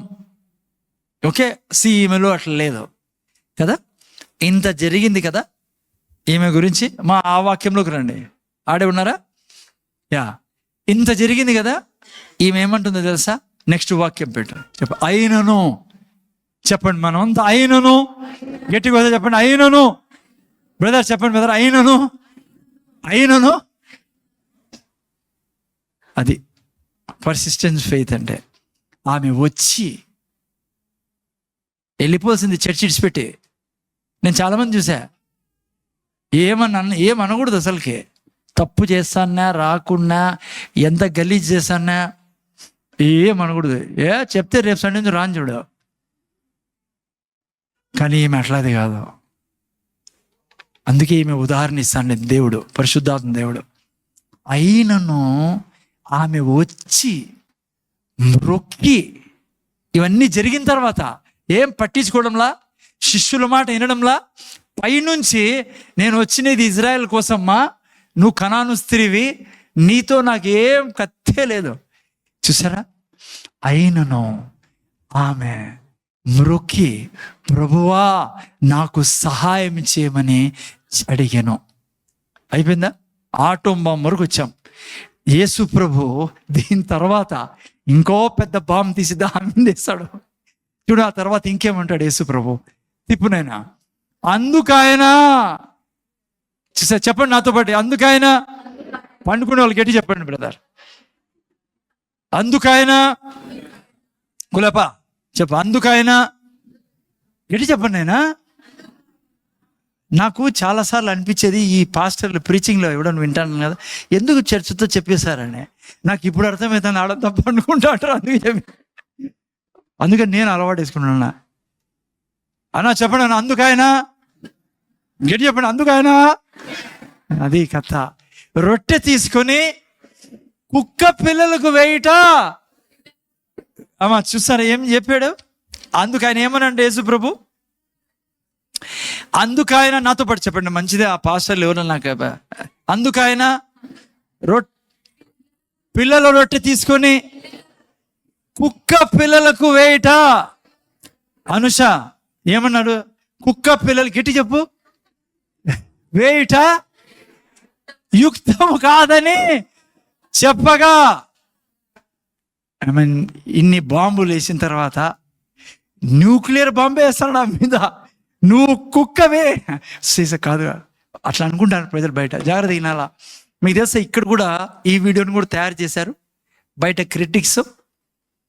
చూడండి, మీ యేసు ప్రభు దయామయుడు అంటారు మీరు, ఆమెను పట్టుకొని కుక్క అని పిలుస్తానని. ఏమని పిలుస్తానంట? న్యూక్లియర్ ఎన్ని బాంబులు వేస్తాడు దేవుడు. యేసుప్రభు కూర్చున్నాడా? ఒకటి మాట్లాడలే, శిష్యులు చెప్పినా ఏనలే. పైనుంచి అంటాడు, అసలు నీ దగ్గర నీకోసం రాలే. పైనుంచి మళ్ళా చూడు ఈమె పాపము. ఆమె అంటుంది, అయినను మ్రొక్కి ప్రభువా దయచేయమని చెప్పగా. యేసుప్రభు ఏమన్నాడు? కులేప ఏమన్నాడు? కుక్ అనలేదు. అంటే మీరు చాలా మంది అట్లా అనుకుంటారు, కుక్క అని పిలిస్తే మీకు ఎట్లుంటుంది? జీవితంలో నీ ముఖం చూడు పాస్టర్, అసలు నీడ కూడా పన్నిద్దు, నువ్వు కుక్క అని పిలుస్తావా మాకే? ఐ మీన్ ఓకే, ముందు క్రిటిక్ని క్లియర్ చేసుకుందాం. క్రిటిసైజర్స్ ఏమంటారంటే, చూడు యేసుప్రభు కుక్క అంటాడు. లేదు లేదు, ఆడ వీధిలో ఉండే కుక్క గురించి కాదు అని మాట్లాడతాను. అదే దీంట్లో గ్రీక్లో వాడబడిన పదం ఏమంటే కునోరియన్. కునోరియన్ అంటే పప్పీ డాగ్ అని అర్థం. ఏమంటుందని, లైక్ పప్పీ పిన్ ఉంటుంది, పప్పీ ఫేస్ కాదు, పప్పీ ఇన్ఫాంట్, లైక్ అమాయకంగా ఉండేవాళ్ళని పప్పీ అంటాం మనము. దాని గురించి మాట్లాడుతున్నాడు, ఇంట్లో పెట్టుకునే పప్పీ గురించి, పప్పీ డాగ్ గురించి. ఎందుకు అట్లా ఏం చెప్తున్నాడు యేసుప్రభు? వింటానండి మీరు. యేసుప్రభు సపోజ్ మీకు ఒక పిల్లోడు ఉన్నాడు ఇంట్లో కుక్క పిల్ల కూడా పెంచుకుంటా ఉన్నారు. మీ దగ్గర 2-3 రొట్టెలు తయారు చేసి పెట్టుకున్నారు పిల్లోడి కోసము. పిల్లోడు స్కూల్ నుంచి వస్తాడు, కుక్క పిల్ల కూడా ఇంట్లో ఉంది. ఆ రొట్టెల్ని పిల్లోడి కోసం తయారు చేసుకున్నారు. మీరు ఎవరికి పెడతారు? మీరు పిల్లోడి కోసమే పెడతారు. ఓకేనా? సో కుక్క పిల్లకి మనము ఇంట్లో ఉన్నా కూడా యేసుప్రభు ఏమంటానంటే ఈమెతో యాక్చువల్ తనలో విశ్వాసాన్ని లేపేదానికి అంటాండి. అదే శిష్యులు చూపేదానికి, ఈరోజు మీరు నేను నేర్చుకునేదానికి. యేసుప్రభు ఎప్పుడు చెడ్డోడు కాదు. యేసుప్రభు ఎందుకు ఆమెనంటే ఆమెలో ఉన్న స్థిరమైన విశ్వాసాన్ని చూపించడానికి శిష్యులకి, మనకందరికీ. ఆ విధంగా అంటాడు. కానీ నువ్వు కుక్క, వీధిలో ఉండే కుక్క అట్లా కాదు. వీధిలో ఉండే కుక్కకి క్యోన్ అని అర్థము గ్రీక్లో. ఫిలిప్పీయులకు రాసిన పత్రిక 3లో పౌలు అంటాడు, కుక్కలు ఉన్నారు జాగ్రత్త అని కదా. బైబిల్ కుక్కలు ఉన్నారు జాగ్రత్త అని. ఆ కుక్క గురించి కాదు చెప్తాను, ఇది ఇంట్లో పెట్టుకుంటే ఆ కుక్క పిల్ల గురించి చెప్తాన్నాడు. ఓకే, అర్థమైందా? అందుకే ఈమె ఏం చెప్పిందో తెలుసా? చూడు, ఇంత పెద్ద బాంబ్ వేసిన మనం నేర్చుకుంటాడేది ఆ పర్సిస్టెంట్ ఫెయిత్ గురించి. ఇంత చెప్పినా ఈమె ఏమనింది తెలుసా? ఏమనింది? ఆమె నిజమే ప్రభువా, కుక్క పిల్లలు కూడా తమ యజమానుల బల్ల మీద నుండి పడు ముక్కలు తినును గదా అని చెప్పాను. చూసారా అమ్మ, కుక్క పిల్లలు ఏం చేస్తాయి? పిల్లలు రొట్టెలు తినే కింద పడినప్పుడు తింటాయి కదా. అది ఆమె చెప్తాడనేది. అంటే ఏమంటుంది తెలుసా ఆమె? అయ్యా, అట్లయినా సరే ఒక ముక్క వేసాను అంటే పడిపోయిన పీసులు తింటాయి కదా కుక్క పిల్లలు, ఇంట్లో ఉండే కుక్క పిల్లలు, రోడ్లో ఉండేవి కాదు. అట్లన్నా అనుకొని నాకు నా కుమార్తెను స్వస్థపరచు. అది పర్సిస్టెంట్ ఫెయిత్. ఇదే విశ్వాసము. ఇంకో చోట మనం చూస్తాము, పక్షవాయు గలవాన్ని 4 మోసుకొని వచ్చారు. ఇంట్లో స్థలం లేదు. జాగ్రత్తగా వినండి, ఎక్కువ మాట చెప్పాలి. ఇంట్లో స్థలం లేదు. ఆ 4 స్నేహితులు ఎంత మంచోళ్ళు చూడండి. వదిలేశారా అతన్ని? బ్రదర్ వదిలేశారా? ఏం చేశారు కదా? నేను ఇక్కడ తెచ్చాను, ఇంకా మీ ఇష్టం రా, మేమేం చేయలేమని లేదు. ఎందుకంటే పర్సిస్టెంట్ ఫెయిత్ ఏం చేస్తుందో సార్, వదలం మనము. లోపలుండే వ్యక్తి ఖచ్చితంగా బాగు చేస్తాడు. ఆయన దగ్గరికి పోయి స్థలం లేకున్నా వాళ్ళు ఏం చేశారంటే, నేను పోయి ఆ ప్రాంతానికి, ఇజ్రాయెల్ దేశం పోయినప్పుడు పెంకుటిల్లు అప్పుడు ఉండేటివి. అప్పుడు మీ ఇక్కడ కూడా ఇండియాలో కూడా పెంకుటిల్లు ఉండేటివి. ఆ ఇల్లు ఇప్పటికీ ఉందాడ. యాక్చువల్ ఆ ఇల్లు పేతురుది అంటారు. పేతురు వాళ్ళ అత్తది ఇల్లు అది. అందుకే పెంకులు తీనిచ్చాడు ఆ రోజు. వాళ్ళు వేరే వాళ్ళు అయితే తీనిచ్చేవాళ్ళు కాదు కదా. సరే, ఎనియో మీరు చూస్తే పైకి ఎక్కి పెంకులు తీసేసి ఆ వ్యక్తిని కిందకి దించడం జరిగింది పిల్లరా. అది పర్సిస్టెంట్ ఫెయిత్ అంటే. జాగ్రత్త కినండి. ఈరోజు సమస్య ఏమంటే, ఈవెన్ చర్చ్, డాక్టర్కి ఇచ్చినంత విలువ కూడా ఇవ్వడంలే ప్రజలు. దేవుని దగ్గరికి వస్తూనే ఒకే రోజు బాగైపోలా, ఓ సండే వచ్చా, రెండో సండే వచ్చా, అంటే ఇంకా ఏం బాగా చేయలేదని యేసుప్రభుని విడిచిపెట్టి పోయే వాళ్ళు ఉన్నారు చర్చిలో. జాగ్రత్తగా వినండి. ఎందుకంటే డాక్టర్కి ఇచ్చే విలువ కూడా ఇవ్వలేదంటానంటే, డాక్టర్ దగ్గరికి పోయినప్పుడు మనం ఏం చేస్తాడు? డాక్టర్ టెస్ట్ రాస్తాడు, చెక్ చేసిన తర్వాత 3 రోజులు మంది ఇస్తాడు కదా. తప్పేం లేదు, డాక్టర్ దగ్గర మాట వినాలి, మనం తీసుకోవాలి. డాక్టర్ గురించి కాదు ఇక్కడ విషయము కదా. 3 రోజులు తీసుకున్న తర్వాత మళ్ళా పోతాం, మళ్ళా టెస్ట్ రాస్తాడు, మళ్ళా ఏదో చెప్తాడు, వింటాం. డాక్టర్ ఈవెన్ ఇది అన్నాడు అనుకో, 10% ఛాన్సెస్ ఉన్నాయమ్మా, మేమేం చెప్పలేము, ఆపరేషన్ చేయమని చేస్తాము, 5-6 లక్షలు అవుతుందని కూడా ప్రజలు ఓకే అంటారు. మళ్ళీ బాగవుతుందో కూడా తెలియదు, వాళ్ళు అన్నారు 10% ఛాన్స్ ఉంది. నా పాయింట్ ఏమంటే, ఈవెన్ మీరు చూడండి, క్యాన్సర్ పేషెంట్లు మీరు చూసింటారు, కీమోథెరపీకి ఎన్నిసార్లు తిరుగుతారు? 6 సార్లు, 7 సార్లు. మళ్ళా బతుకుతాడో లేదో తెలియదు కీమో అయిన తర్వాత కూడా. అయినా మనిషి చూడండి, తప్పేం లేదు, వినాలా, చేయాలా డాక్టర్ చెప్పినట్లు. కానీ దేవుని విషయానికి వచ్చేటప్పటికి ఓసారి సండే పోయినా, రెండోసారి సండే పోయినా, లేదంటే 2వ సండే పోయినా ఇంకా బాగా కాలే వెళ్ళిపోతూ ఉంటారు. దేవుడు మనుషుల హృదయాన్ని చూస్తాడు పిల్లరా. ముఖ్యంగా మనం కొత్త వాళ్ళు అయితే దేవుడు దయ తెలుస్తాడు. దేవుడు దగ్గర చేతి నుంచి అద్భుతాలు పొందుకోవాలంటే దేవుని దగ్గర గర్వంగా వస్తే అద్భుతాలు జరగపులరా. బైబిల్లో ఒక వ్యక్తి ఉన్నాడు, హేరోద్ అనే వ్యక్తి, రాజు. యేసు ప్రభుతో ఏం డిమాండ్ చేశాడు తెలుసా? నీ గురించి చాలా విన్నాను, నువ్వు అద్భుతాలు చేసాడంటే కొన్ని అద్భుతాలు చేసి చూపిమని. యేసు ప్రభు ఆయన ముఖం కూడా చూడలే, తెలుసా మీకు? దేవుని దగ్గర, యేసు ప్రభు దగ్గర అట్లా డిమాండ్ కాదు మనం పెట్టాల్సిందే. ఈమె చూడండి ఏం చేస్తుంది, లాస్ట్ వరకు కూడా యేసుప్రభుని వదలలే ఆమె. లాస్ట్కి యేసుప్రభు అన్నాడు, పిల్లల రొట్టె కుక్క పిల్లలకి ఎలా వేస్తానంటే, ఆమె అంటుందయ్యా, కుక్క పిల్లలు కూడా ఆ యొక్క యజమాని తిని పడేసిన ముక్కలు తింటారు కదా అన్నప్పుడు ఏమన్నాడు తెలుసా యేసుప్రభు? ఆ తర్వాత చూడండి నెక్స్ట్ వాక్యం పెట్టి, అందుకు యేసు, అమ్మా నీ విశ్వాసము గొప్పది. అదే గ్రేట్ ఫెయిత్ అంటే. నువ్వు గ్రేట్ ఫెయిత్లోకి ఎంటర్ కావాలంటే పర్సిస్టెంట్ ఫెయిత్ ఉండాలి నీ దగ్గర. వింటానవా? వచ్చేసా, 2 వారాలు వచ్చా, 3 వారాలు వచ్చా, నేను అడిగా ఇలా ఇంకా నువ్వు నాది చల్లదు. ఈమె చూడండి ఎన్ని బాంబులు వేసినా కదల్లా. లాస్ట్కి యేసుప్రభు ఏమన్నాడు తెలుసా? ఇంతవరకు నువ్వు ఉన్నావే కాసుకొని, అది గొప్ప విశ్వాసం. నీవు కోరినట్లే నీకు అవును గాక అని ఆమెతో చెప్పెను. ఆ గడియలోనే ఆమె కుమార్తె స్వస్థత నొందెను. నా జీవితంలో అనుక్షణము ఈ స్త్రీలా ఉండాలి మీరు నేను. ఈవెన్ ఆమె అన్యురాలు, ఆమెకు ఇవన్నీ వినాల్సి వచ్చింది. మీ కొరకు నా కొరకు అసలుకి ఆల్రెడీ అన్ని డిపాజిట్ చేశాడు దేవుడు. ఆయన బిడ్డలం మనం. కానీ గుర్తుపెట్టుకోండి, ఏది సమస్య వచ్చినా నా జీవితంలో పక్క కదలకూడదు. మనం దేవుని హస్తాన్ని వదలకూడదు, పట్టుదల కలిగి ఉండాలి. అది ఏ రోగమైనా, ఏ శాపమైనా, ఏ చెడ్డ పరిస్థితి నీ ఇంట్లో ఉన్నా, నీ పిల్లల్లో ఉన్నా దేవుడు తీసేస్తాడు దాన్ని. వ్యాపారంలో ఉన్నా, యాడున్నా దయతో వినండి. ఊరికే అట్లా ఇట్లా చెప్పి ఇది షేక్ కాదండి. నా తండ్రి ఖచ్చితంగా మిమ్మల్ని నన్ను ఆశీర్వదించేవాడు. ఆయన గౌరవమే మన మీద ఆధారపడి ఉంది. మీ అందరూ ఇంట్లో వాళ్ళంతా వేరే వేరే మతాల్లో ఉన్నారు. యేసుప్రభు ఎవరో తెలియదు వాళ్ళకి. నీ ద్వారానే దేవుడు తెలియజేయాల వాళ్ళకి, నేనే దేవుణ్ణని.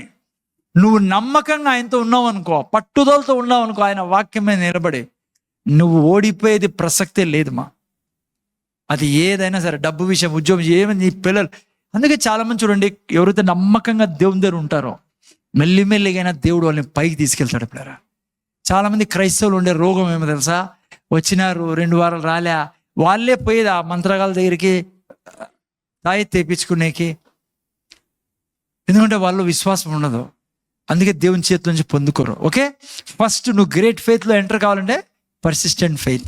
సెకండ్, 5 కుంజీలు వేయాలి మీకు బీగం చెవులో. ఓకే, సెకండ్ వచ్చేసేసి unwavering trust in the word of God. అంటే కథలని నేను తెలుగులో రాసి పెట్టుకుని ఉండండి మీకు. సెకండ్ ఏంటంటే స్థిరమైన దృఢమైన విశ్వాసము వాక్యం మీద. ఏదాని మీద? వాక్యం మీద పిల్లరా. ఈ రెండవది అన్వేవరింగ్ ఫెయిత్ ఏదాని మీద? వాక్యం మీద. జాగ్రత్తగా నేను ముందర చూడండి. ఎస్, మనము చేయి మీద ఇతరులతో చేయి పెట్టి ప్రార్థన చేయించుకోవాలి, తప్పేం కాదు. ముందు చూడండి, నేను చేయి పెట్టి ప్రార్థన చేయించుకోవడం తప్పు కాదు, నూనె రాసి ప్రార్థన చేయడం తప్పు కాదు. ఇక్కడ కూడా చేస్తాం మనము. కొంతమంది నీళ్లు ప్రార్థన చేయించుకుని పోతారు, తప్పనని నేను దాన్ని కూడా. కొంతమంది బట్ట ప్రార్థన చేయించుకుంటారు. కానీ నేను చెప్తున్నా మీకు, అన్వేవరింగ్ ఫెయిత్ ఉన్నవాళ్ళు, వాక్యం మీద దృఢంగా ఉన్నవాళ్ళు వాక్యానికి ప్రాధాన్యత ఇస్తారు. వీటి వలన దేవుడు అంత సంతోషపడ్డు పిల్లరా.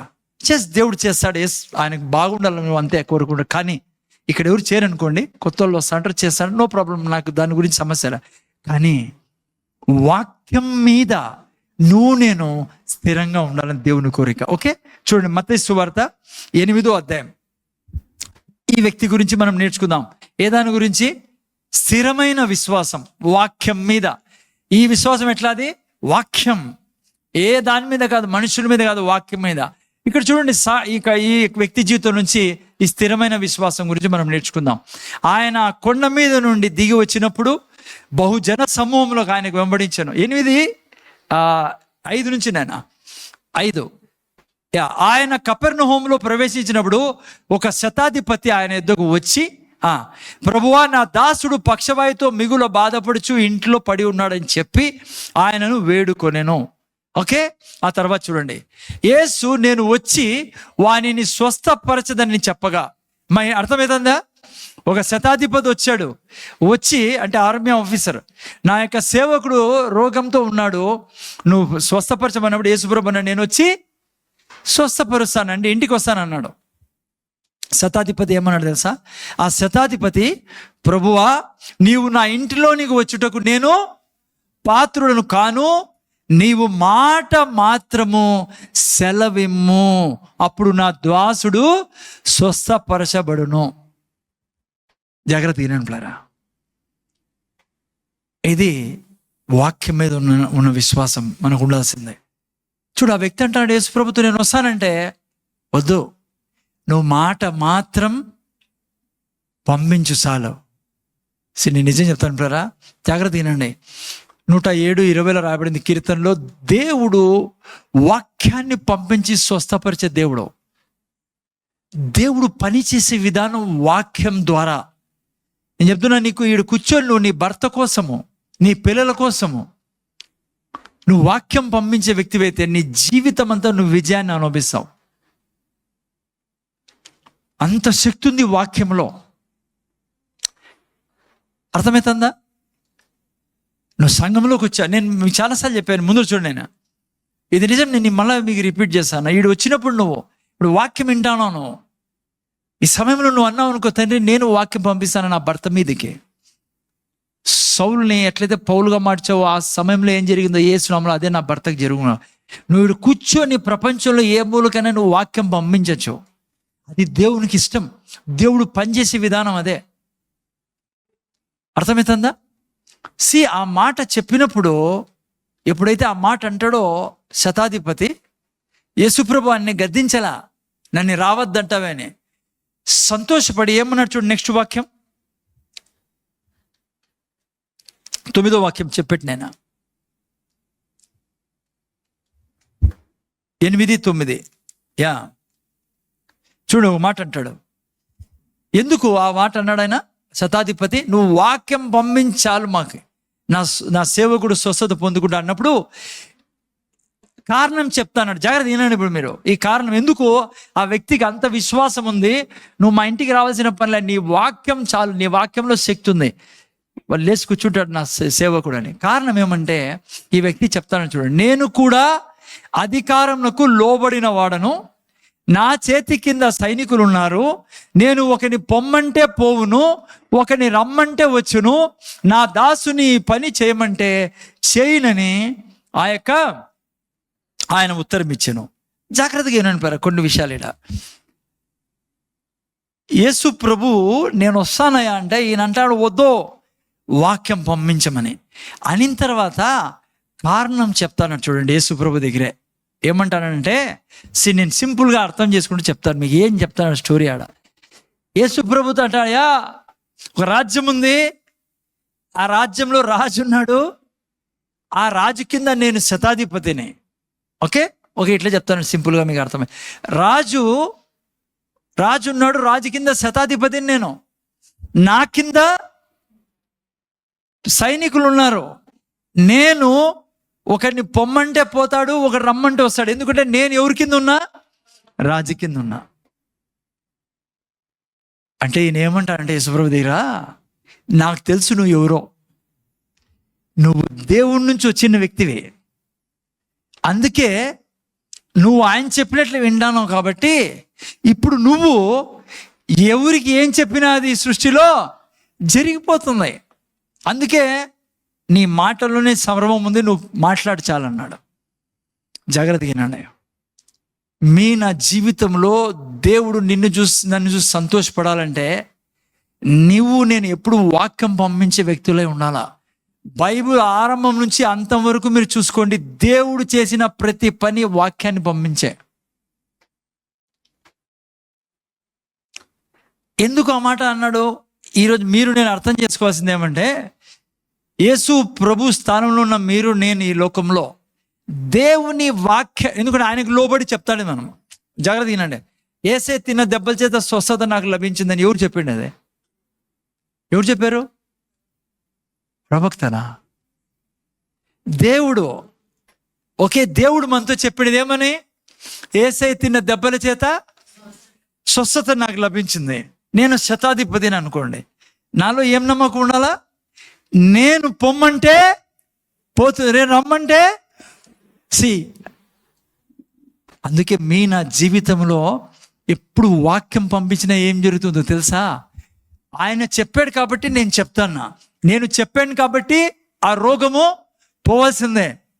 అందుకే బైబిల్ అంటుంది, దూతల పని ఏం చెప్పండి? ఎవరు? మన సేవకులు ఎవరు? శతాధిపతి దగ్గర సైన్యం ఉంది. యేసుప్రభు మాట చెప్పినప్పుడు ఏం జరుగుతుంది? యేసుప్రభు మాట చెప్పినప్పుడు దూతలు వెళ్తారు. నేను దేవుని వాక్యం చెప్పినప్పుడు దూతలు బయలుదేరుతారు. 103వ కీర్తన 20లో ఇదే రాయబడి ఉండేది. దూతలు నీ కోసం నా కోసం అనుక్షణం వెయిట్ చేస్తూ ఉంటారు, నువ్వు చెబుతూనే వెంటనే ఆ యొక్క కార్యాన్ని జరిగించేదానికి. అది దూతల పని. పెట్టిన 103:20 ఇంగ్లీష్ తెలుగు రెండు చూడండి. ఇంగ్లీష్లో చాలా బాగా రాయబడింది. Bless the lord you his angels, అమ్మా వింటున్నారా? హూ ఎక్సెల్ ఇన్ స్ట్రెంగ్త్, ఎంతో బలమైన దూతలారా. హూ డూ హిస్ వర్డ్, ఎవరు ఆయన వాక్యాన్ని, మీరు ఆయన వాక్యాన్ని నెరవేరుస్తారు. ఎప్పుడు నెరవేరుస్తారు? ఎప్పుడు నెరవేరుస్తారు చెప్పండి? బైబిల్లో ఉంది కదా సార్, అందుకు నెరవేరుస్తాం. నో, బైబిల్లో ఉండేటివన్నీ నెరవేరుస్తా అంటే ఈరోజు నా పరిస్థితి ఉండదు. అన్నీ ఉన్నాయి బైబిల్లో, కానీ ఏది నెరవేర్చబడదు నీ జీవితంలో. ఎందుకో తెలుసా? ఆడేమి రాబడింది? Who do his word heeding the voice of his word. అంటే ఏమో తెలుసా? ఎప్పుడు మనం పలుకుతామో, ఎప్పుడు మనం నోట్లో నుంచి దేవుని వాక్యం పలుకుతామో అప్పుడే దూతలు పనిచేసేది. అట్లా బైబిల్లో ఉన్నాయని కాదు, బైబిల్లో చాలా ఉన్నాయి. బైబిల్లో అసలుకి చాలా వాగ్దానం, కానీ నువ్వు దాన్ని తీసుకొని పలికినప్పుడే. అర్థమవుతుందా నాయన? అందుకే నేను దేవుని వాక్యాన్ని అనుక్షణము వాడే వాళ్ళగా ఉండాలా. జాగ్రత్త వినండి. రోనాల్డ్ బోంకే సాక్ష్యం మీరు విన్నారో లేదో? బోంకి తెలుసు కదా మీకు. ఆయన మంచి మాట అంటాడు. దేవుడు అంతే చెప్పాడంట, బోంకి నా నోట్లో వాక్యం ఉన్నప్పుడు వాక్యానికి ఎంత శక్తి ఉందో, నీ నోట్లో నా వాక్యానికి ఉన్నప్పుడు వాక్యానికి అంతే శక్తి ఉందని. ఏ దేవుడు వెలుగు కలుగును గాక అన్నాడో ఆ వాక్యంలో ఎంత శక్తి ఉందో అంతే శక్తి నా నోట్లో ఉండేది. అదే గ్రహించాడు అతను. అందుకే యేసుప్రభు ఏమన్నాడు తెలుసా అతనితో? 8:13 చూడండి ఏమంటాడు యేసుప్రభు ఆయనతో. 8:10 చూడండి ఏమన్నాడు. యేసు ఈ మాట విని ఏం పడ్డాడు చూడండి. ఎందుకంటే ఆయనకు అర్థమైపోయింది ఆయన వాక్యంలో ఇంత శక్తి ఉందని. అన్యుడు అతను. యేసుప్రభు ఆశ్చర్యపడి వెంట వచ్చుచున్న వారిని చూచి, ఇజ్రాయెల్లో నేను ఎవరికైనా ఇంత విశ్వాసం ఉన్నట్టు చూడలేదని నిశ్చయంగా మీతో చెప్తున్నాను. నేను ఈరోజు చెప్తున్నా మీకు, వాక్యం పంపించే వ్యక్తివి నువ్వైతే యేసు ప్రభు కూడా నిన్ను చూసి ఎప్పుడు సంతోషపడతా ఉంటాడు. ఎందుకంటే ఈ సృష్టి నడిచేదే వాక్యం ద్వారా బిడ్డ. ఆశ్చర్యపడి చూడండి, యేసు ప్రభు ఆ మాట విని ఆశ్చర్యపడి, ఎందుకు అరే ఇజ్రాయెల్ జనాంగం మీకు అందరికీ చెప్పబడుతుంది, అబ్రాహాము సమయం నుంచి మోషే సమయం నుంచి మీరు వింటానే ఉన్నారు నా వాక్యంలో ఉన్న శక్తి గురించి. మీరు చూస్తే నన్ను వచ్చి తాకుతా అన్నారు, మింద పడతాన్నారు, ఇంటికి రా అంటున్నారు, ఇంటికి పోయి చేయి పెట్టించుకుంటున్నారు నాతో. కానీ చూడండి అన్యుడు ఈయన అని చెప్పి ఇజ్రాయెల్లో నేను ఎవరికైనా ఇంత విశ్వాసం చూడలేదని నిశ్చయంగా మీతో చెప్తున్నాను. 13 వాక్యం పెట్టినాయన ఏమన్నాడు చూడండి యేసుప్రభు ఈ వ్యక్తితో. అంతటా యేసు ఇక వెళ్ళుము, నీవు విశ్వసించిన ప్రకారము నీకు అవునుగాకని శతాధిపతితో చెప్పెను. ఆ గడియలోనే అతని దాసుడు చూసారా, నిన్ను చూసి దేవుడు అనుక్షణము సంతోషించాలి. నీలో దృఢమైన విశ్వాసం ఉంది, అన్వేవరింగ్ ఫెయిత్ ఉందంటే నువ్వు ఏం చేస్తావు తెలుసా? అనుక్షణం వాక్యం మీద ఆధారపడి బ్రతుకుతావు ఈ సృష్టిలో. నిన్ను చూసి దేవుడు ఆశ్చర్యపోతాడు, ఎందుకంటే ఈ వ్యక్తి నా వాక్యాన్ని నమ్ముతున్నాడు. అది సంతోషం ఇస్తుంది దేవునికి. అందుకే వాళ్ళని చూసి వాళ్ళతో అన్నాడు, చూడండి మీరు చూస్తే ఇట్లున్నారు, అన్యుడు నా వాక్యాన్ని నమ్ముతున్నాడు. ఎందుకంటే మీకు తాతల తరం నుంచి చెప్తున్నాడు దేవుడు నేను ఎవరో అని, మీరు నమ్మడంలే నా మాటలని. సో అందుకే రెండవ మాట ఏంటి, నువ్వు గ్రేట్ ఫెయిత్లో బ్రతకాలంటే ఫస్ట్ పర్సిస్టెంట్ ఫెయిత్ ఉండాలా. పనులు జరగడంలా, కావడంలా, లైక్ ఉద్యోగం రావడంలా, పెళ్లి కావడంలా, లేకుంటే ఇల్లు కొనడంలా, ఇంకా ఏదో జరగడంలా, డోంట్ లీవ్ దాట్. నువ్వు పర్సిస్టెంట్గా ఉండు. దేవుడు ఆల్రెడీ వాగ్దానం చేశాడు, అబద్ధం చెప్పని దేవుడు ఆయన. నీకు ఐశ్వర్యవంతుడుగా చేసేంత వరకు ఆయన నీ లోకం నుంచి పోనీడు. కానీ నువ్వు ఆమెలాగా పర్సిస్టెన్సీ ఉండాలి నీ దగ్గర. అమ్మా పర్సిస్టెన్స్ ఏంటి? పట్టుదల ఉండాలి నాయన. ఆమె అర్థమైందా? రెండవది ఏముండాలా? దృఢమైన విశ్వాసం. ఏ దాని మీద అమ్మా? ఏ దాని మీద శిరీష? వాక్యం మీద దృఢమైన విశ్వాసం ఉండాలా. అర్థమైందా? రెండో బీగం ఇది. మూడవది జాగ్రత్తగా వినండి, థర్డ్ కీ. ముందర చూస్తున్నారా? ఈ 5 ఉంటే గ్రేట్ ఫెయిత్లో మనం వెళ్తాం. 2 ఉన్నాయి, 2 అయిపోయింది. మూడవది ప్రేమ. రాసుకునే వాళ్ళు ఏంటి మూడోది? బ్రదర్ మూడోది ఏంటి బ్రదర్? ప్రేమ. గట్టి చెప్పండి, ప్రేమ. ఆమె కాదు, ఇది ప్రేమ. నేను చెప్తాను ఇది ఏం ప్రేమ. ప్రేమ. జాగ్రత్తగా వినంటారా? ఆశ్చర్యం వేసేయచ్చు మీకు, ప్రేమకి విశ్వాసానికి ఏం సంబంధం సార్ అని. ముందర చూస్తున్నారా? ఎవరెవరు ముందర చూస్తున్నారు చెప్పండి. జాగ్రత్తగా వినంటారా? ప్రేమ లేకుంటే విశ్వాసము పని చేయదు. జాగ్రత్తగా వినండి. ఏల్ చర్చ్ ముందర చూడండి. నువ్వు కొట్లాడుకుంటా, మాట్లాడుకోకుండా, అలిగి, భేదాభిప్రాయాలు కలిగి, అమ్మ అర్థమవుతుందా? పార్టీ బాజీ కలిగి, ఎందుకంటే అర్థం చేసుకునేగా ఇలా నువ్వు పోతా ఉంటే నీ జీవితంలో విశ్వాసం పని చేయదు. మెయిన్ కారణము విశ్వాసం నీ జీవితంలో పని చేయాలంటే ప్రేమ. ప్రేమ లేనిది విశ్వాసము, నేను వాక్యం చూపిస్తా, వరి కాదండి, కార్యసాధకము కాదు.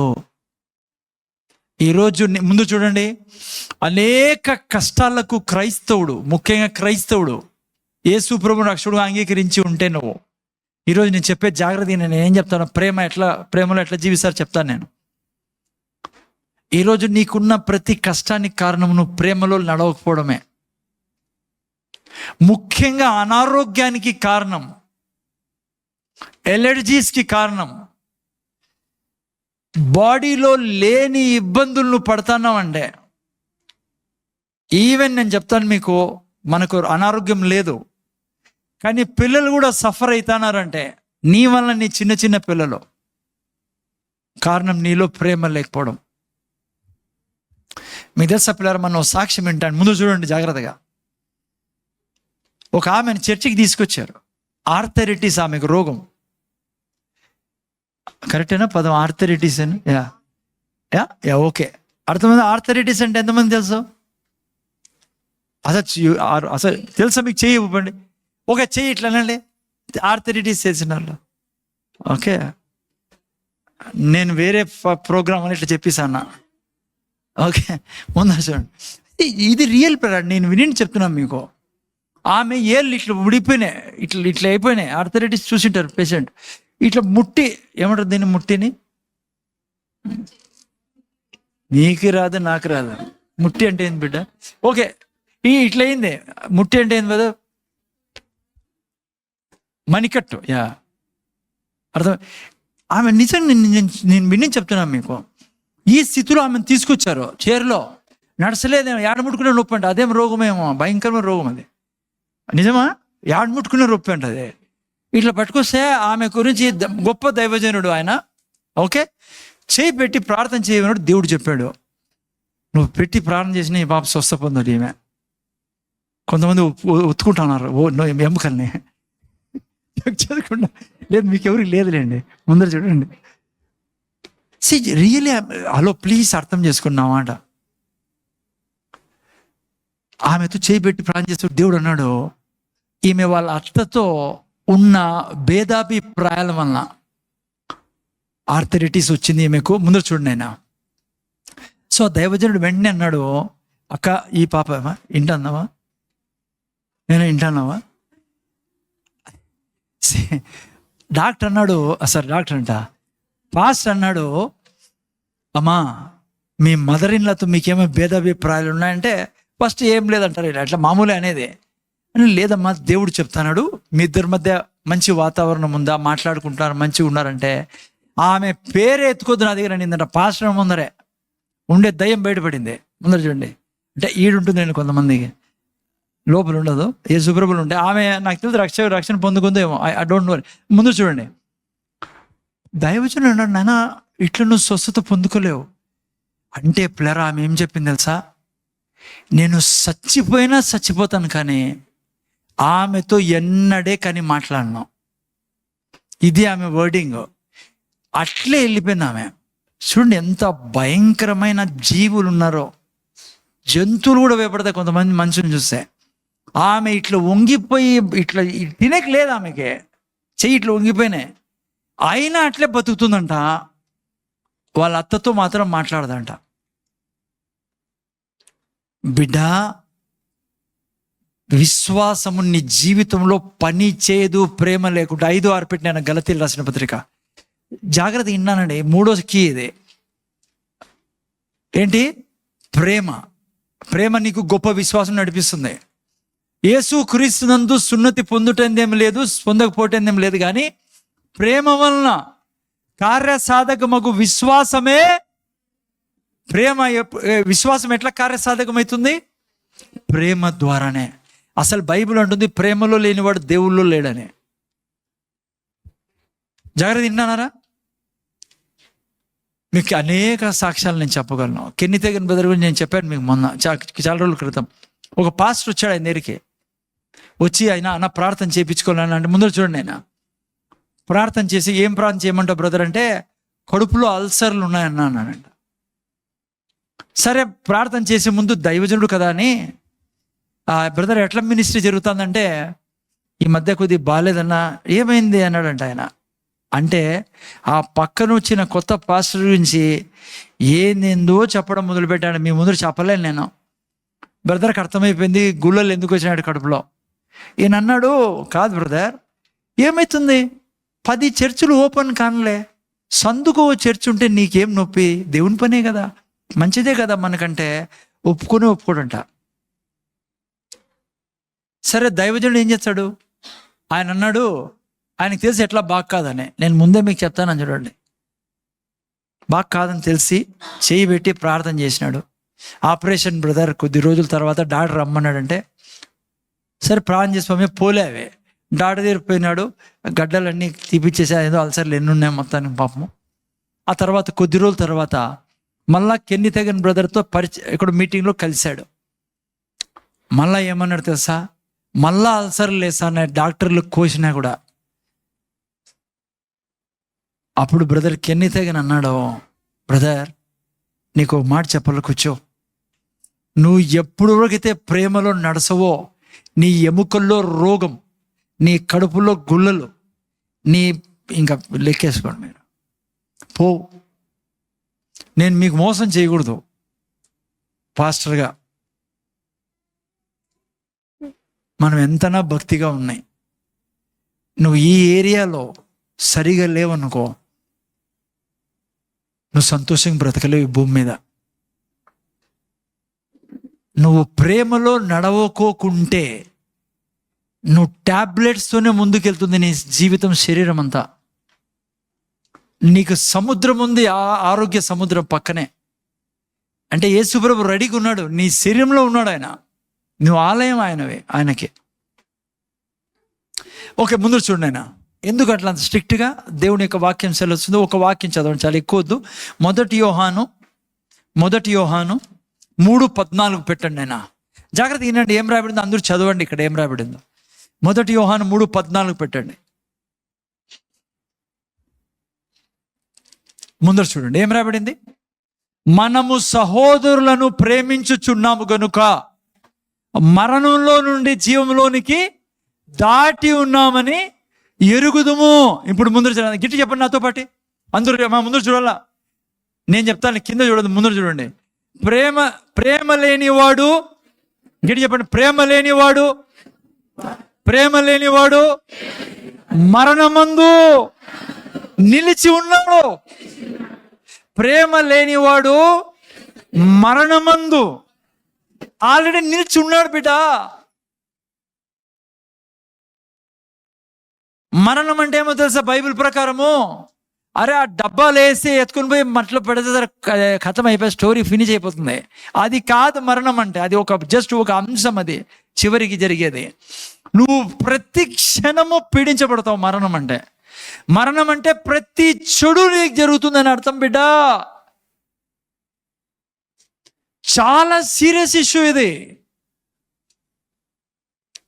అంటే నేను ఈ బ్రదర్తో మాట్లాడడంలా, వాళ్ళతో మాట్లాడడం, వాళ్ళంటే నాకు సరిపోదు, వీళ్ళ మీద చెడ్డ చెప్తా, వాళ్ళకి చెడ్డ చెప్తా, ఏడన్నా పోతే వాళ్ళ గురించి చెడ్డ మాట్లాడి వాళ్ళ గురించి అనుకుంటేనే లోపల మంట. అంటే ఏడున్నాను నేను? ప్రతి చెడుకి ద్వారం తెరుస్తాను. అందుకే చర్చికి రావాలంటాను నేను. ఇనేకి ఇవే డోంట్ డూ దాట్. మంచిది కాదు. విశ్వాసం పనే చేయదు. నువ్వు ఉపవాసాలు పెట్టుకో, నువ్వు ఫ్యాన్కి ఏలాడపడు, ఏసయ్యా ఏలాడపడతాను నీకోసం, నువ్వు సిలువ వేసుకో, ఏం కాదు. చీమ కూడా ఏమంటారు ఆ టైపు. ఏం దీని మందు? మీరందరూ అనొచ్చు, ఇవన్నీ మాకు తెలుసులేం సార్, మాకెందుకు కాళ్ళల్లో చేతుల్లో నొప్పులో మాకు తెలుసు. కానీ దీని నుంచి బయటపడేది ఎట్లా? చాలా ఈజీ, చాలా చాలా ఈజీ. నెక్స్ట్ వాక్యంలో ఒక చోట కెన్నీ హేగిన్ బ్రదర్ ప్రీచ్ చేస్తాను. నెక్స్ట్ వాక్యం, తన సహోదరుని దేశించువాడు నరహంతకుడు, ఆ నరహంతకుని యందు నిత్య జీవం ఉండదని మీరు ఎరుగుదురని ప్రీచ్ చేసినాడు. ఒకరోజు పిలిస్తే పాస్టర్ భార్య పిలిచినారు చర్చిలో, ఒక చర్చిలో బ్రదర్ని ఇదే ప్రీచ్ చేసి ఈ వాక్యం చెప్పినాడు. చర్చ్ అయిపోయిన తర్వాత పాస్టరమ్మ ఆయనకి భోజనాన్ని తీసుకెళ్లారు. ఓ చోటికి తీసుకెళ్తే పాస్టరమ్మ మెల్లిగి వాక్యాన్ని ఎత్తింది. ఈమె కాదు, ఆడ. ఏమనిందంటే, ఈరోజు మీరు ప్రీచింగ్లో అన్నారు తన సహోదరుని ద్వేషించువాడు నరహంతకుడు అని. కరెక్ట్ అమ్మా, నేను చెప్పిండేది వాక్యంలో చెప్పినాను అన్నాడు. అంటే ఆమె అనింది, ఇప్పుడు మా అత్తకి నాకు సరిపో సార్, నేను పాస్టర్ అని, మేము సంఘం నడుపుతాను, నా పెద్ద సంఘము. దానికి అర్థము నేను పాస్టర్ కెన్నీ హేగిన్ చాలా మంచివాడు, నువ్వు మర్డరు మా అన్నాడంట. నువ్వు హంతకురాలు.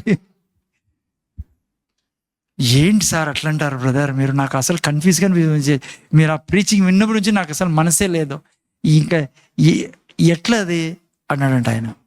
అప్పుడు చెప్పాడు, మీకు చెప్తా ఏనండి, ముందు చూడండి. ఇప్పుడు చూడు బిడ్డ, నువ్వు ఏ రోజు యేసు ప్రభుని రక్షకుడుగా అంగీకరి, ముందు చూడండి, ప్రేమ లేని వాళ్ళంతా. నేను కూడా ఈ రోగం పట్టుకోండి, నాకు కూడా కొన్నేళ్ల క్రితము ఎట్లా బయటపడినానో ఈ రోగం నుంచి చెప్తాను మీకు. ఇది తెలియదు, మీరు బయటపడలేరు. పన్నీడు వాడు. ముందర చూడండి. ఇప్పుడు ఏ రోజు యేసు ప్రభుని మనం రక్షకుడుగా అంగీకరించామో, మన ఆత్మ దేవునిలో నుంచి వచ్చిన ఆత్మ, యేసయ్యతో కలిసిపోయి ఉన్న ఆత్మ. నిన్న శుక్రవారం చూసుకున్నాం మనము. యేసు ప్రభు ఎంత పరిశుద్ధుడో అంత పరిశుద్ధులం మనము. ఎంత ఆయనకి శక్తి సామర్థ్యం ఉందో అంతే శక్తి సామర్థ్యం మనకుంది. ఆయన ఎంత నీతిమంతుడో అంత నీతిమంతులం మనము. జాగ్రత్త, ఇంకో మాట చెప్తాను, నేను జాగ్రత్తగా వినండి. దేవుళ్ళో ఎంత ప్రేమ ఉందో ఆ ప్రేమ అంతా మనలో కుమ్మరించబడింది. దేవుడు ఎంత ప్రేమిస్తాడో మనుషుల్ని అంతే ప్రేమించే శక్తి లోపల ఆల్రెడీ వేయబడింది. కెన్నితేగన్ బ్రదర్ చాలా మంచిగా సంజాయించాడు ఆమె డౌట్ని. జాగ్రత్తగా వినండి. బిడ్డ, నువ్వు యాక్చువల్గా ప్రేమతో నిండిన వ్యక్తివి. నువ్వు ఎక్కడుంది? అది ఆత్మలో ఉంది. నీ మనస్సు ఉందే, నీ శరీరం ఉందే, ఈ రెండు దాన్ని బయటికి రానియడంలా. అందుకే ఒక ప్రశ్న అడిగాడు, మీ అత్త గురించి నీకు ఏదైనా నువ్వు అన్నప్పుడు మీ అత్త గురించి లోపల ఏమన్నా జరుగుతుందా నీకు అన్నాడంట ఆమెతో.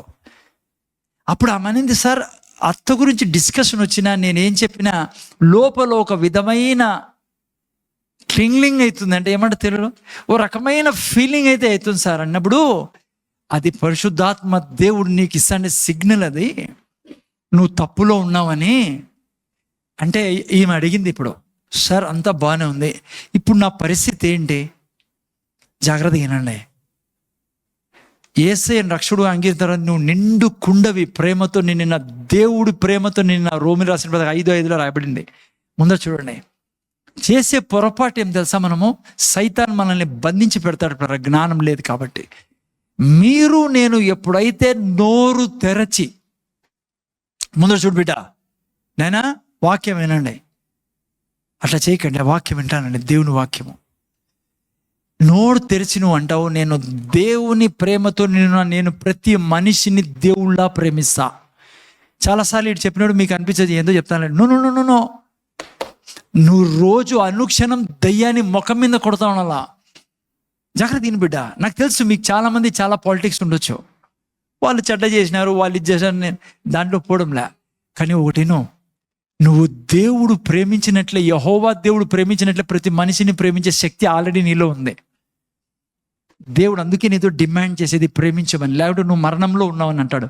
నీ మైండ్లో సాతాను నీకు వాళ్ళ గురించి చెడ్డ చెప్పి నీ శరీరం కూడా రోగంతో ఎఫెక్ట్ పడేటట్లా చేస్తాడు నీ మైండ్లో వాడు చెప్పి. అందుకే నువ్వేం చేయాలా? నోరు తెరిచి ఎప్పుడు అనాలా, దేవుళ్ళ నేను ప్రేమిస్తా. సపోజ్ సతీషే అనుకోండి, ఏదన్నా ఉండొచ్చు, నీకు అనిపిస్తుంది ఏదో చేసే తప్పు అనుకున్నాం. ఉదాహరణ చెప్తున్నా, యేసు నామములో తండ్రి నువ్వు ఎంత ప్రేమిస్తావో సతీష్ని అంత ప్రేమిస్తా. నేను ప్రేమతో నిండి ఉన్నా, నీ నేచర్ నాలో ఉంది, నేను దైవత్వంతో నిండి ఉన్నా. దేవుళ్ళ ఈ బిడ్డని నేను ప్రేమిస్తాను, దేవుళ్ళ ఈ బిడ్డని క్షమిస్తా, నేను ఆశీర్వదిస్తున్న దేవుళ్ళ ఈ బిడ్డ ఫలించును గాక, ఆరోగ్యంగా ఉండుగా, మేలు జరుగును గాక, మా అత్తకు మేలు జరుగును గాక, మా అత్తకు క్షేమం లభించును. నువ్వు ఎప్పుడైతే నీలో ఉన్న ప్రేమను తీస్తావో బయటికి, నీ మైండ్ ట్రాన్స్ఫార్మ్ అవుతుంది దాంతో. ఇది దేవుడు పెట్టిన విధానం. ఆ తర్వాత నీ శరీరం కూడా అలాగే యాక్ట్ చేయడం మొదలు పెడుతుంది. ఇదే బయటపడే విధానం, ఇంకా ఏ విధానం లేదు. దేవునికి తెలుసు నువ్వు చాలా మంచిదానివని, కానీ నీ మైండ్లో వాళ్ళు చేసినటివి, వాళ్ళు చేస్తానేటివి నిన్ను వెంటాడతాడు. దయ్యము సాతాను వాటిని తీసుకొని నీలో తిప్పుతాడు, కానీ దానివల్ల నష్టపోయేది నువ్వే. నేను వింటానారా వెనకలోళ్ళు. అందుకే నువ్వు ఎప్పుడు ఏం చేయాలి? అందుకే 109:17 మన సంఘంలో చాలాసార్లు చెప్పా. 109వ కీర్తన 17లో ఏం రాయబడింది? 109:17 పెడతారు ఎవరన్నా? 109:17 శపించుట వానికి ప్రీతి గనుక. నువ్వు శపిస్తాను అనుకో, అట్లాదే ఆమె అట్లాదే, ఇట్లా చేశాడు వాడు, అట్లా వాడు, ఇట్లా వాడు, తమ్ముడు అట్లా వాడు, అన్నిట్లో వాడు. ఆ లోపలనే ప్రేమను బయట రానియకుండా నువ్వు నీ మనసులో ఉన్న పగనే నువ్వు ఇంకా పగతో నింపబడతావు, చెడ్డతో నింపబడతావు. దానివల్ల విశ్వాసంలో నీవు నడవలేవు. లోపల విశ్వాసం కూడా ఉంది, ప్రేమ, అన్ని దైవత్వం ఉంది లోపల. అందుకే దీవెనందు వానికి ఇష్టం లేదు కనుక అది వానికి దూరం అవుతుంది. ఆ తర్వాత చూడండి ఏం రాయబడిందో నెక్స్ట్ వాక్యం. నేనా తాను పైబట్ట వేసుకున్నట్లు వాడు శాపం ధరించను. 24 గంటలు వాడు ఇట్లా చేసే, ఈమె ఇట్లాది, వాడు ఇట్లాదు, అట్లా చేసి ఇట్లా చేసి ఇట్లా చేసి నువ్వు చంపుకుంటావు, నీ జీవితాన్ని నాశనం చేసుకుంటావు నువ్వు. నీ వల్ల నీ పిల్లలు ఇంట్లో ఉండే కన్నమ్మలు కూడా రోగానికి, ఎలర్జీకి, లేని సమస్యలకి కారణమవుతారు. చాలా సీరియస్ ప్లర్ ఇది. జోక్ కాదు, నేను చెప్తాను ఏదో వచ్చారు ఏదో చెప్పాలని. బైబిల్ చెప్తానేది వాళ్ళ ఎట్లా నీళ్ళ వల్లే వాళ్ళ కడుపులో చొచ్చి ఉన్నది, తైలం వల్లే ఏంది శాపం. ఆ తర్వాత వాక్యం చెప్పండి, ఏం రాబడింది పెట్టండి. తాను కప్పుకొను వస్త్రం వలె తాను నిత్యము కట్టుకొను నడికట్టు వలె అది వారిని వదలకుండును గాక. ఏది శాపం. ఎవరు ఇచ్చారు? దేవుడు నిన్ను దీవెనలో జీవించే జీవితం ఇచ్చేశాడు. నీ మీద పాపం నిలబడకుండా రక్తం ఎప్పుడు కడుగుతా ఉంటుంది నిన్ను. నువ్వు పరిశుద్ధులుగా దేవుడిని చేశాడు. ఇంకెవడు నేను పాపిగా చేయలేడు. కానీ నీకు అజ్ఞానం వలన, అందుకే నోరు తెరచి ఒప్పుకోకు. అనుక్షణం చెప్తా ఉండు. ఏ మనిషి గురించి నీకు విరోధ భావం వచ్చినా నోరు తెరిచి దీవించు వాళ్ళని, ఆశీర్వదించు వాళ్ళని, మేలు పలుకు వాళ్ళ గురించి. ముందర చూడండి ప్లేరా, హలో ముందర చూడండి. మీలో చాలా మందికి ఈ ప్రశ్న ఉండొచ్చు. ముందర చూడండి. నేను ఫోన్ బంద్ చేయండి, జాగ్రత్తగా వినండి. సార్ నేను టైత్ ఇస్తానా, ఆఫరింగ్ ఇస్తానా, ఇలా ఎందుకు బేదరికము, ఎందుకు మా ఇంట్లో ఐశ్వర్యం లేదు? ముందర చూడాలి. నేను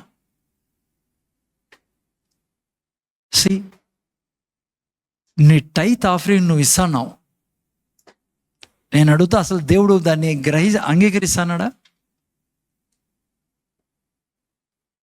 అది చాలా ఇంపార్టెంట్ పాయింట్. కయీను కూడా తీసుకొచ్చాడు. కయీన్ని దేవుడు,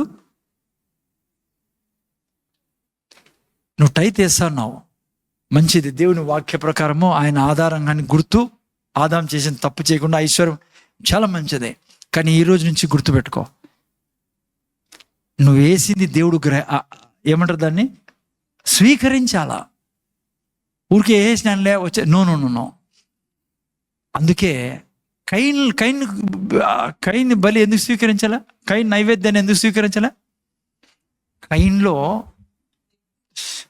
విరోధం ఉన్నది తన తమ్ముడు గురించి. అర్థమవుతుంది మీకు?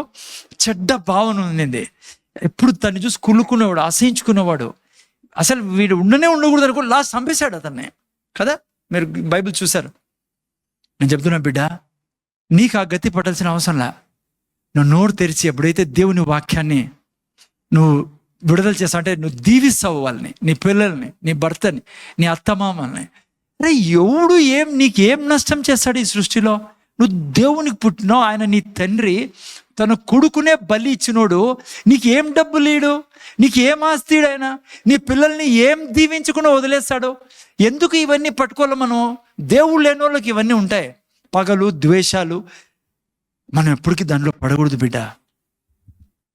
కెన్నీ తెగన్ బ్రదర్తో ఒకసారి ఒక ఇంటర్వ్యూలో అడిగారు, అయ్యా నువ్వు ఎప్పుడన్నా డిస్కరేజ్మెంట్లో పోయినప్పుడు, లేకుంటే నీ మినిస్ట్రీలో సక్సెస్ కాకుండా ఉన్నప్పుడు, నేను ముందు చూడండి, నువ్వు సరిగ్గా నీ జీవితం లేనప్పుడు నువ్వు ఎట్లా దాన్ని చెక్ చేసుకుంటావు? కన్ఫెషన్ లెవెల్ని చెక్ చేసుకుంటావా అన్నారంట. కన్ఫెషన్ గురించి చాలా చెప్తాడు కెన్నీ తెగన్. నువ్వు ఏదాన్ని నీ జీవితంలో చెక్ చేసుకుంటావు అంటే ఆయన ఏమన్నాడు తెలుసా? ముందు చూడు, నేను కన్ఫెషన్ లెవెల్ని కాదు చెక్ చేసుకునేది, లవ్ లెవెల్ని చెక్ చేసుకుంటా అన్నాడు ఆయన. 8 సార్లు సాక్షాత్తు యేసు ప్రభుతో దేని కృప మాట్లాడిన వ్యక్తి అంటాడు, క్షణం కూడా నేను ప్రేమలో లేకుండా బ్రతకను. నేను నా నోట్లో ఎప్పుడు ప్రజల్ని దీవిస్తూ ఉంటా. అనేక మంది నన్ను గాయపరిచినారు, అనేక మంది మీటింగ్లు పోయినప్పుడు తిండి పెట్టుకోకుండా, డబ్బులు ఇవ్వకుండా, లేకుండా కానుకలు, చాలా మంది నాకు అసలు శత్రువు లేరంటాడు ఆయన. నేను చెప్తున్నా మీకు, నువ్వు అనుక్షణం చెక్ చేసుకోవాల్సింది ఏమో తెలుసా? Love level.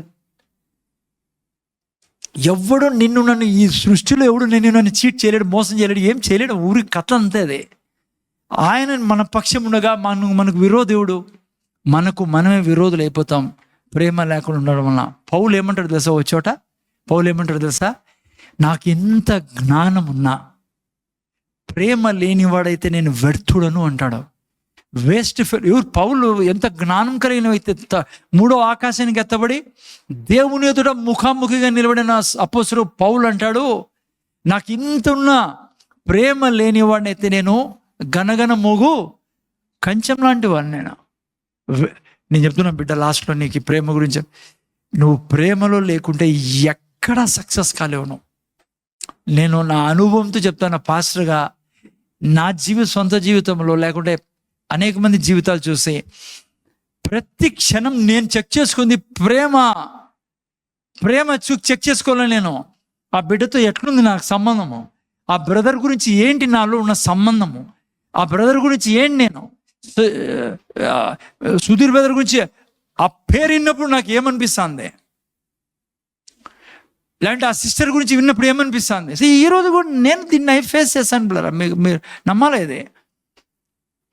చిన్న దారం అంతా కనపడిన వెంటనే నేను పడిపోతాను ఆ వ్యక్తి మీద, దీవించే దాంట్లో, ఆశీర్వదించే దాంట్లో. ఆ తర్వాత రెండో చెప్తున్నా, యాక్షన్ కూడా చేయాలా. పోయి మాట్లాడు, గిఫ్ట్ వాళ్ళకి, వేరే వాళ్ళ దగ్గర వాళ్ళ గురించి మంచి చెప్పు, వాళ్ళ పిల్లలకి ఏదైనా మంచి చెయ్యి, యాక్షన్ కూడా చెయ్యి. నేను చెప్తున్నా బిడ్డ, నీ బ్యాంక్ అకౌంట్లో ఎట్లా ఖాళీ ఉంటుంది, ఎట్లా నీ ఎముకల్లో అనారోగ్యం ఉంటుంది, ఎట్లా నీ పిల్లలు చదువుకోకుండా మొద్దుల మాదిరి తయారవుతారు. ఎందుకంటే నిన్ను ఈ భూమి మీద తలస్థానంలో పెట్టాలి ఆయన ఒట్టేసుకున్నాడు నీ మీద, రక్తాన్ని సాక్ష్యంగా పెట్టాడు నిన్ను దీవించేదానికి. నా మాట నేను భర్తకి చెప్తాను, నా భర్త ఏమా ఎవరు మీ పెట్టుకోద్దండి, వాళ్ళతో పీడించొద్దండి. నేను మీకు ఈరోజు ఛాలెంజ్ చెప్తున్నా, ప్రేమ లేకుండా నీ భార్యను జయించలేవు. భార్యకి చెప్తున్నా, ప్రేమ లేకుండా నీ భర్తను జయించలేవు. ఎవడు ఇంకో మనిషిని జయించలేడు, ప్రేమ తప్పించి ఎవరు జయించలేరు. అరే దేవుడు చాతే కాలే ప్రేమ లేకుండా జయించడం. అందుకే ఆయన ఆరంభం నుంచి నాశనం చేసి ఎవరిని సంపాదించుకోలేం. మనల్ని ఏ విధంగా సంపాదించుకున్నాడు ఆయన? తన ప్రేమను చూపించి, పాపులైన మన దగ్గరికి వచ్చి తన ప్రేమను చూపించినప్పుడు మనం ఆయన ప్రభువుగా స్వీకరించాం. నిన్ను ఎవరైనా స్వీకరించాలంటే ప్రేమ చాలా ముఖ్యం. ఓకే, 5-6 ఏం, ప్రేమ లేకుండా విశ్వాసము కార్యసాధకము కాదు. ఇది మూడో కీ. ఫస్ట్ది ఏంటి? Persistent prayer. Okay, sorry, persistent faith. Second, unwavering faith in word of God. మూడవది లవ్. ఫోర్త్, టంగ్స్ పిల్లరా. చాలా టైం అయిపోయింది వాటికి, ఇప్పటికే 12 అయింది. అన్య భాషల్లో నువ్వు ఎంత మాట్లాడతావో ఎంత ఇంకా చెప్పేకి. నేను సెల్ గ్రూప్లో చేస్తాను. సెల్ గ్రూప్లో నిన్న వారం నుంచి స్టార్ట్ చేశాం, మొన్న వారం నుంచి. అందుకే పౌలు ఒక మాట అంటాడు, నేను అందరికంటే ఎక్కువ భాషలు మాట్లాడతాను. ఎవరందరికంటే? కొరందీలు అందరికంటే. ఎందుకు కొరందీలు అందరికంటే? కొరందీలు లేచినా కూర్చుండే అన్య భాషలే. అసలుకి ఎంత అన్య భాషలు మాట్లాడే వాళ్ళంటే చర్చినే డిస్టర్బ్ చేసి పెట్టినారు. ఆ సంఘం, ప్రీచర్ని ప్రీచ్ చేయనిచ్చేవాళ్ళు కాదు. ప్రీచ్ చేసాను లేచి నిలబడే వాళ్ళు అన్య భాషలు మాట్లాడుకుంటా. ఎందుకంటే అన్య భాషలు యాక్చువల్లీ పవర్ఫుల్ గిఫ్ట్ పిల్లరా. ఆ సంఘానికి అర్థమైంది మంచిదే, కానీ పద్ధతి లేదు ఎప్పుడు వాడాలా అని. అందుకే పౌలు వాళ్ళకి పద్ధతిలో పెట్టేదానికి కొన్ని రూల్స్ ఇచ్చాడు అక్కడ కదా. ప్రీచింగ్ అప్పుడు అన్య భాషలు మాట్లాడద్దండి. ఇప్పుడు నేను అన్య భాషలు మాట్లాడితే మీకు ఏమర్థమవుతుంది? అందుకనే పెట్టి, కానీ అన్య భాషలు ఆపద్దంటాడు మాట్లాడడం. మీ అందరికంటే ఎక్కువ అంటే వాళ్ళే ఎక్కువ మాట్లాడతారు, వాళ్ళకంటే ఎక్కువ మాట్లాడేవాడు. అందుకే ఎంతో జ్ఞాని. నేను దీనికి రెఫరెన్స్ యూదా 1:19-20 రాబడింది. నీకు పవిత్రమైన విశ్వాసం కావాలంటే ఎప్పుడు ఏ భాషలో మాట్లాడాలా? 5వది ముగిసనా. 4వ పాయింట్, ఎందుకంటే అన్య భాషలు మీకు చాలా సెల్ గ్రూప్ చెప్తాను, ఇప్పుడు తీసుకుని లోపల పోయి చాలా పెద్ద సబ్జెక్ట్ అది. ఓకే, మీరు యూదా పుస్తకంలో రెఫరెన్స్ మీకు రాపిస్తాను కదా, 1వ అధ్యాయం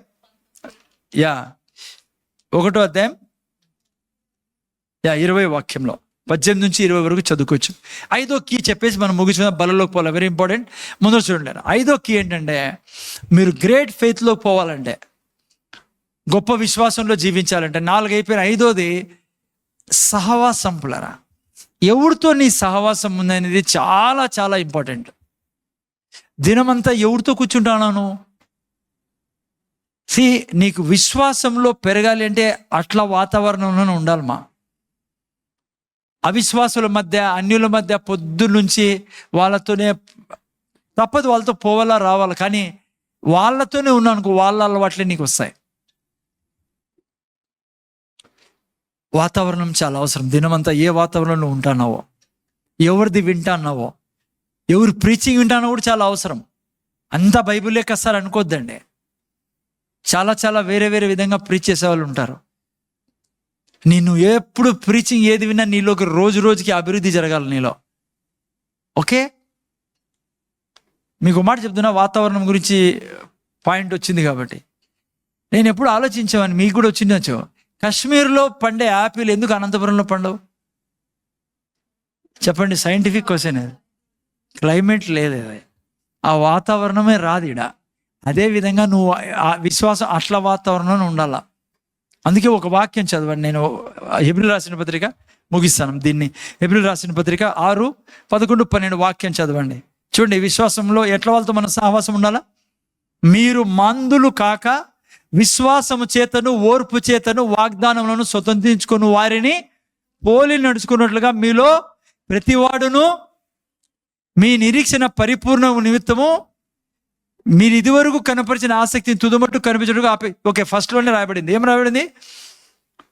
మందులు ఎవరి చేత వాగ్దానం చేత స్వతంత్రించుకొని వారిని పోలి, ఎవరిని పోలి నడుచుకోవాలా? విశ్వాసం నడిచే వాళ్ళని. అట్లా వాళ్ళతో కూర్చొని అట్లా వాళ్ళతో ఫ్రెండ్షిప్ ఉంటే అట్లే అయిపోతుంది జీవితం. ముందుకు పోనీరు వాళ్ళు మిమ్మల్ని. ముందుకు పోవాలంటే ఏం చేయాలా? అట్లా వాళ్ళతో దూరం ఉండాలి. చెవిటి కప్ప గురించి స్టోరీ ఎంతమంది విన్నారు? విన్నాము నువ్వు? చెవిటి కప్ప మీరు విన్నారా?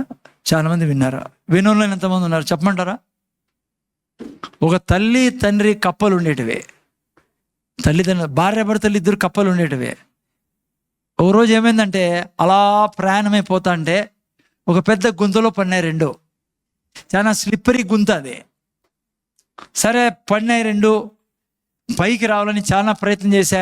ఆ నీళ్ళ వలన బండ జారి రాలే అవి. ఓకే, చాలా బాధపడినా. బయట మంచి ప్రపంచం ఉంది, మనం ఈడ ఇరుక్కున్నాము, ఎంత ప్రయత్నం చేసినా బయటికి పోవడంలా అని ఇద్దరు నిర్ణయించుకున్నారంట. ఏమని? ఇంకా మన లైఫ్ ఈడే అని. ఓకేనా? ఆ తర్వాత ఆ రెండు కప్పలకి చాలా కప్పలు పుట్టడం మొదలుపెట్టాయంట.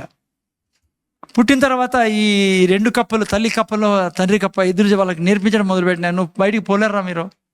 మేము చాలా ప్రయత్నం చేశాం, మీరు ప్రయత్నం కూడా చేయొద్దండి అని. అర్థమవుతుందా? సో ఇలాగే నడుస్తుంది. తల్లి కప్ప అమ్మ కప్ప చచ్చిపోయినారు. అదే తండ్రి తల్లి కప్ప ఇద్దరు చచ్చిపోయినారు. సో మిగతా కప్పల గుంపు పెరుగుతూ ఉంది. సో అందరికీ ఒక డిసిజన్ తీసుకున్నారు. ఒకటి ఏం చెప్పండి, పైకి పోలేం.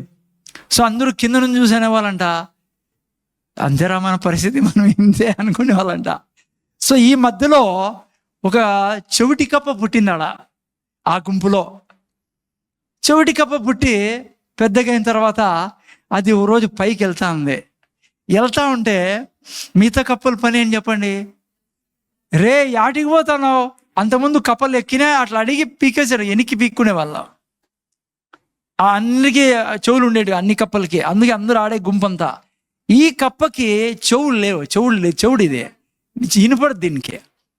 ఇది పోతా ఉంటే అరుస్తూ ఉంటే ఇది వెనక్కి తిరిగి చూసిందంట. చూసి ఓహో వీళ్ళు ప్రోత్సహిస్తున్నారా, ఓ నాకు సపోర్ట్ చేస్తారని చెప్పేసి ఇంకా గట్టిగా ఎక్కి బయటపడిందంట. సో మీరు నేను ఈ ప్రపంచంలో ఏ కప్పల మాదిరి ఉండాలా? చెవిటి కప్పల మాదిరి ఉండాలా. నువ్వు నేను యేసు ప్రభు ఏమై ఉన్నాడో అదే ఉన్నాం. నువ్వు నేను యేసు ప్రభు చేయి కార్యములన్నీ చేయటకి ఈ లోకంలో ఉన్నాం. అవి లేవు ఇవి లేవు అట్లా ఇట్లా అంటే వద్దు. ఒక్కటే నీ దగ్గర ఉండాల్సింది ఏం చెప్పు? ప్రేమ.